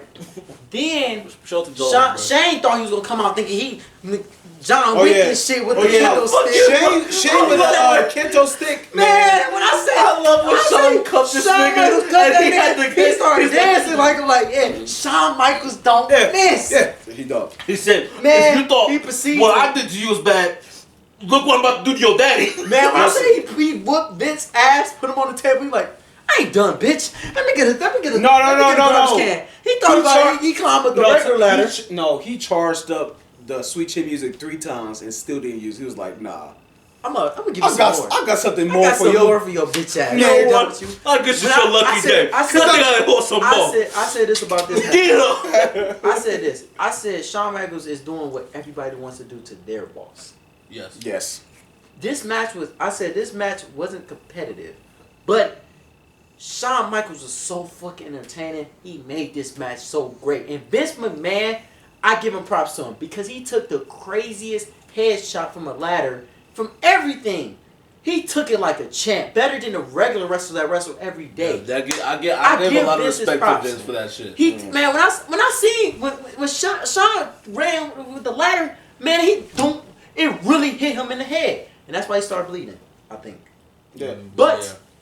I think it was. Y'all ain't peeped this Easter egg. I think it was bleeding before. Y'all ain't peeped this Easter egg. When Shawn Michaels put the ladder up, what did he do on top of the ladder? That was a hint for DX. Yeah, I know that. Later on that year, DX formed. Yeah, I know that. Oh, because DX was informed at the time. Okay. I knew. It wasn't. It was Triple H still an asshole. Yeah, it's true. I knew that. But, that's crazy. That was a great match. Shawn Michaels is the GOAT. I also love that in that match when because the ref almost called it, right? He almost did the shit. So they started calling up the medics and Shawn's like, get your bitch ass out of here. Like, get the fuck out before I kick your ass. Dude, if somebody's trying to save my life, we did the Shane. He did something. I forgot what he did. Did he kick him or something? Yeah. He was like, he sniffed. Yeah. I was like, motherfucker. The disrespect. When I say when Cece was looking at me like, you really into it? I'm like, Shawn Michaels is so entertaining. But she was laughing at it too. Yeah, that shit was great. Man. Fuck Vince, fuck Shane, fuck the whole McMahon. Oh man. Not really, but just in that fight. Okay, I have a hot. I'll go first because Phil has the hot take. Ray versus Randy versus Kurt. Ray came out like a real tribal chief. That is what a tribal chief looks like. Motherfucker. I don't care. That's one of my favorite entrances from him. That shit was crazy. One of the best matches, my personal opinion. One of the top 10 matches. Best looking heavyweight. RP to Eddie though. RP to Eddie. What's it called? Best looking heavyweight belt. I love that fucking belt. I love that belt too. Amazing. I put Amazon. Amazing match all around. Great WrestleMania. And then I love the respect that they get. Like it hits different. Yeah. Ray, when he grabbed that belt, that motherfucker. Like when he cried, that was real tears. I'm gonna say this. This is my hot take. It was a one-sided build-up. I don't give a fuck what anybody say. I wrote in my notes. It was a one-sided build-up, and it was like Ray was getting over-pushed. I'm gonna challenge him. Like him winning the Royal Rumble, good, but him losing his opportunity to go to WrestleMania to Randy Orton just for Teddy Long to following up with, I can change the match stipulation. You about to get a third chance at life. That pissed me off. I remember watching that build up. And then like Michael Cole made it so much worse. Every 2 seconds he brings up Eddie. It was like y'all was just using Eddie to build up Rey Mysterio to get this world championship. Just to send a tribute to Eddie. R.I.P. Eddie. I'm not saying nothing bad, but this was really just, sympathy. A sympathy. I don't know, bro. Ray. For me, I don't know because the storyline threw me off. Why the fuck Chavo ain't get a title shot match? But they gave it to Ray because he had a good rivalry and all that. But they overdid it with this. Right, I was about to say, in my opinion, I was gonna give this match a low rating. But me rewatching this match, the match was good as fuck. Randy Orton carried this match. I don't care what Kurt Angle. I was about to say those are two different people. Two different letters. They wrestled like so good. They weren't anybody. But Kurt Angle and Ray, they had no point of they really didn't have like a one-on-one. Yeah, because all Ray was just getting thrown around the whole fucking match. And I don't even think he did a 619 in this match, did he? Yes, he did. He did it on Randy. On Randy. Yeah. And then because in my notes, so he did it on Randy. He did it on Randy. He tried to do it on Kurt, but it didn't work. So he did it on Randy to begin with. It was more. Kurt stopped him. I'm be honest, and me personally, if they really wanted to push Ray, they should have had Randy Orton as the world champion and go into that match for them two to fight. Not add Kurt Angle to the match. But Randy Orton heel work is so good. I said a lot about it. I said Randy Orton heel work made this match even better. The main thing, the ref pissed me the fuck off though. Fuck the ref. Why the fuck you and let Randy Orton come in the ring with the chair? Why is you stopping Randy Orton with a chair? It's a triple threat match, a no disqualification. The first part of the match, Randy Orton hit Kurt Angle with the fucking title. That was before the bell had rung. Even if the bell rung or not, it's a triple threat match. If you go on to WWE, any WWE game, the triple threat match is no DQ. It's a triple threat match. Who the fuck? Like, if I hit you with a chair, he automatically wins. That's stupid. You might as well make it a no DQ. Yeah. Listen, triple threat matches is no DQ. The referee pissed me off that match. I mean, in that match, I wanted to get in there. I wanted to go on that TV and slap the fuck out of him. Speaking of chairs before that match, when Sean hit Vince with that chair, ooh, you heard it. That impact. Yeah. There was a dent. There was. But I said that for triple threat. I thought it was like good. Really different. It was Kurt Angle made them tap out. Something. Both of them. Yeah. Right. Yeah. And I thought it was a good back and forth. I feel like it wasn't really a back and forth. I feel like it was just a beat Randy Orton ass. Randy Orton bullying on Ray. It was really them bullying on Ray, but Kurt beating on Randy Orton. No, and then Ray gets his. I'm gonna say this. It was more of a Ray get bullied the whole goddamn match. Because Kurt Angle was throwing his ass. He really didn't have no offense on Kurt. Yeah. Randy Orton was beating his ass, but he was beating... It was like a back and forth with them two. But it was really a Kurt Angle and back and forth with Randy. I think the crowd definitely also shifted the energy a lot in a good way.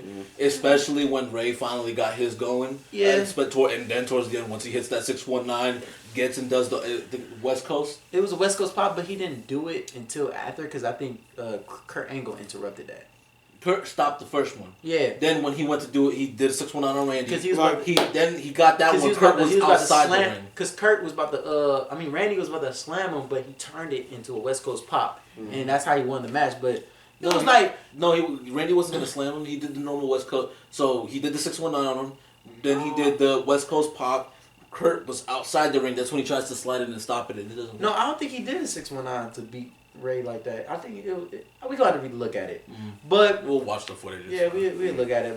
But yeah, so I don't know. It's a memorable fight. It's something that's always shown. I said it was a good match, but it was just like I'm gonna be honest. Like Kurt Angle was Randy Orton heel work put them both together, but they all was kind of like outcasting each other. Yeah, it wasn't no like how Shawn Michaels, Chris Benoit, and It just felt like these three would never be in the same match together again because Randy Orton and Kurt Angle had Randy and Ray. I could see it. Randy Orton and Ray had their own gene because Randy Orton was the same dude that said Eddie's ain't up there, he's down there. That makes sense. Randy Orton made Ray have a reason to not like him, and you know damn well everybody don't like Randy. A reason to not like him. Randy Orton everybody don't like Randy. And Kurt Angle was a good guy. Kurt Angle should have been the bad guy too. Kurt Angle should have been the heel too. Because then he'd be like, I'm going to rip your head off, Ray. Just like how he did to Eddie last year. He should have been the bad guy. But he was a good guy. Which, in my opinion, Randy Orton should have been the champion. It should have just been Randy versus Ray. Because Kurt Angle was really an outcast. It was just like, it was too much one-on-ones. It really wasn't no, he brought, like, they all brawling or doing some damage to each other. No, it was just straight one-on-one. So, yeah. I also take into the fact the impact of the match itself and what the meaning of winning, of Ray winning that match meant. And, like, seeing, seeing Eddie's, his wife come out. It was a feel-good moment for Ray to win. But later down the line, it wasn't really a good run.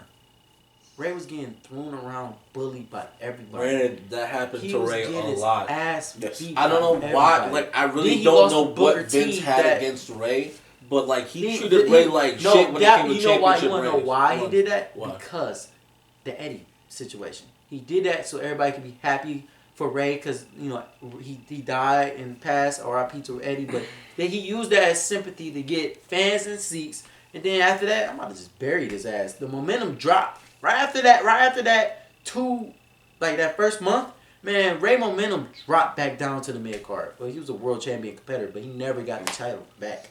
And that's I put that on Vince because Ray is an entertaining fighter. There's not one time where Ray goes in there he's not entertaining. You gotta remember Vince at the time, and he was until later on, and like the late 2000s and the early 2010s, Vince don't like small champions. He like big guys. That's fair. Yeah. He's gay. I'm dead ass. Hogan, John Cena's big, Batista's big, Undertaker's big, Triple H big. Chris Jericho's a slob because nobody was healthy at the time. Brock Lesnar's big. Brock Lesnar's huge. Kurt Angle have a good size. Big E was big. It's in the name. Eddie came back with a new physique. He was big, but he was short. It was just like Vince liked big guys. He liked, and I 100% doubt that because they said that they had big plans for Eddie. He was gonna be next champion. They did. Yes, they did. So? That's the Ray storyline. They wanted him. That yeah. So more to the story is Ray deserved a lot better. It was a like, good match to me. It was just it had a lot of flaws and plus. And that wouldn't be the first time that they sold later Ray on, WWE like, championship. and then later on, WWE booking on the SmackDown and all that. Ray didn't have none of Ray runs was really that good. They didn't let him cook. He always fought a bigger dude. But the main event, John Cena. You didn't peep John Cena entrance. No, I didn't even write notes for this because I'm just gonna talk from the heart. Who was on the card? I don't know. I don't. CM Punk. No fucking way. Yes, it was. Yes, really? It was. I noticed it too. I was like, "Is that CM Punk?" That was CM Punk. He talked about it in this later promo against John Cena. I was like, "Wow, that's crazy." No, I think he said in the pipe bomb. I think, or later on in weeks. I'm gonna have to go back and watch it again. But plus, that match was fucking amazing. It was a good. I was about to say it was another. That was underdog. Another underdog, but it was just like I had a bad Triple H. That is my second favorite Triple H intro. I'm gonna say ever done. I have a bad take. I have something to say about Triple H, but it was a good match. I ain't say it wasn't a bad match. It was a great match. It was just like Triple H made that match slow as fuck. Yeah, but I mean they're both technically brawlers, but John Cena can keep up with people. The speed on that match. I said Triple H is a great heel. He good at cheating. His heel work is amazing, but he's an overrated wrestler. In ring performer, he's so overrated. When it comes to his choreography of a wrestler, like his ring work, he got to work with certain people. Yeah, him and John Cena was good. Because they got better over the years, chemistry wise. Yeah. But that was their first. I think that was one of their first matches against each other. So it wasn't really that.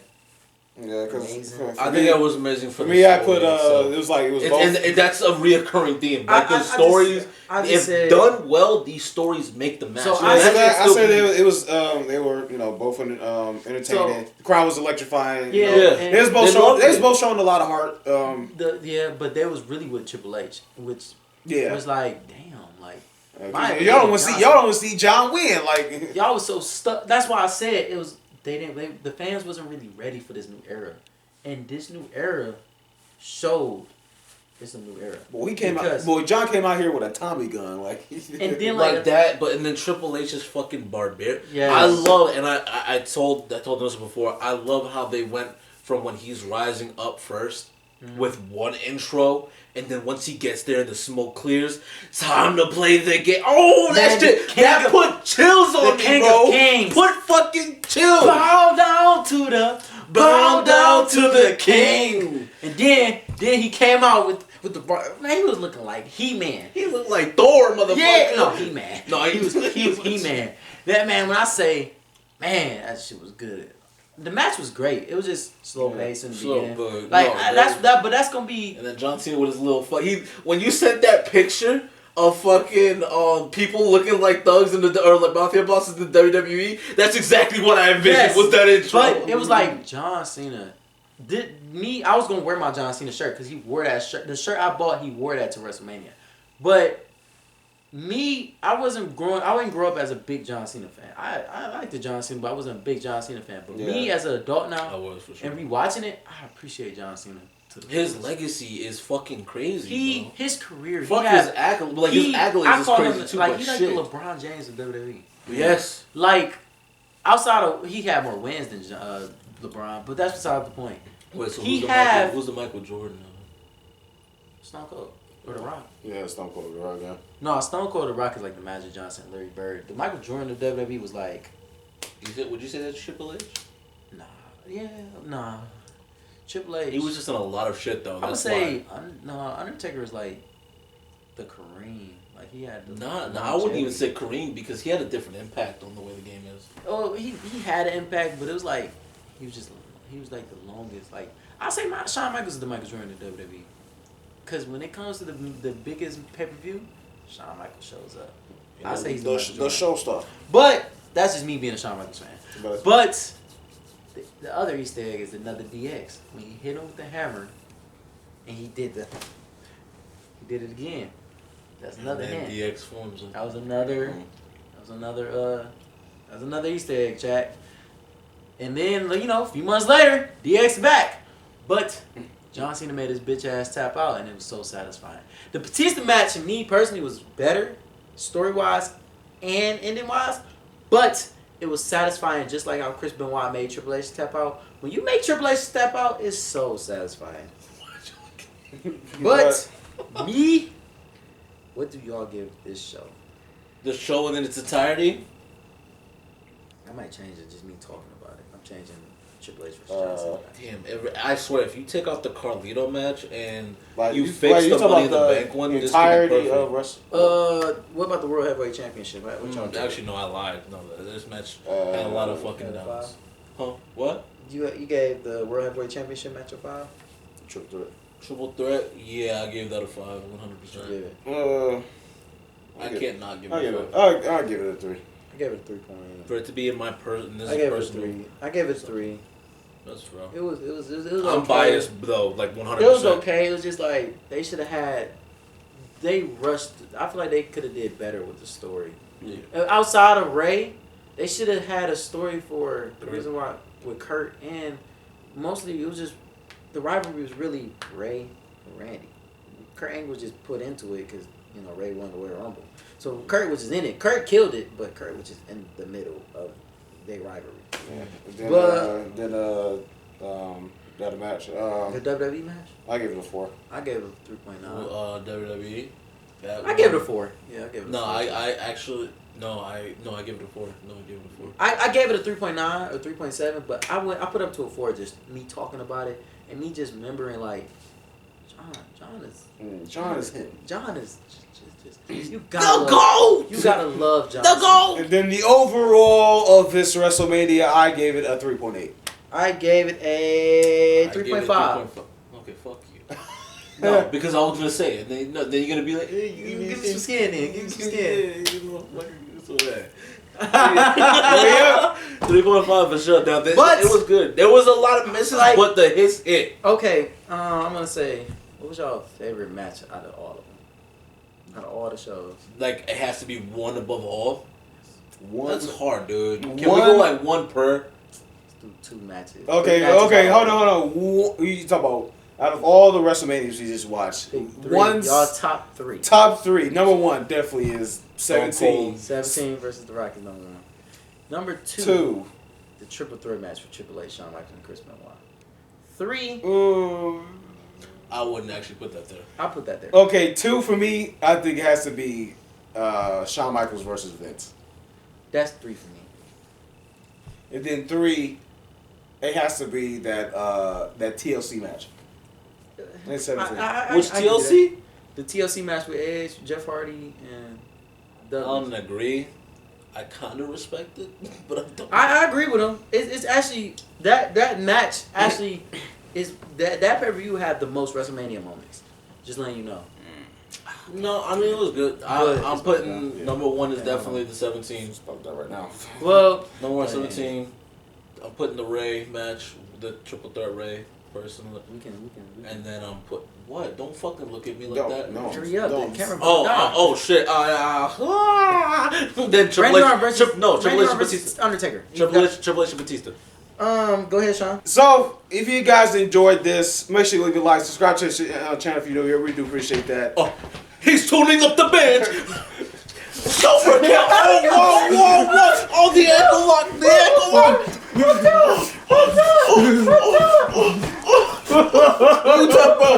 tap out. If you guys enjoyed this podcast and are hyped for Charlie Horse, bitch. Hey, I'm ready for WrestleMania that's coming soon. Make sure you leave a like, subscribe to the channel if you're new here. We do appreciate that. Make sure you go check out the first part as they did on Resident Evil 4 remake. There's gonna be more content coming soon. Trust and believe. All right, we are the most underrated channel on YouTube, and that is a fact. Let me tell you, we love WrestleMania. We love wrestling. Cause you know what? I said, do you know what? Because we love the wrestling. We love the wrestlers.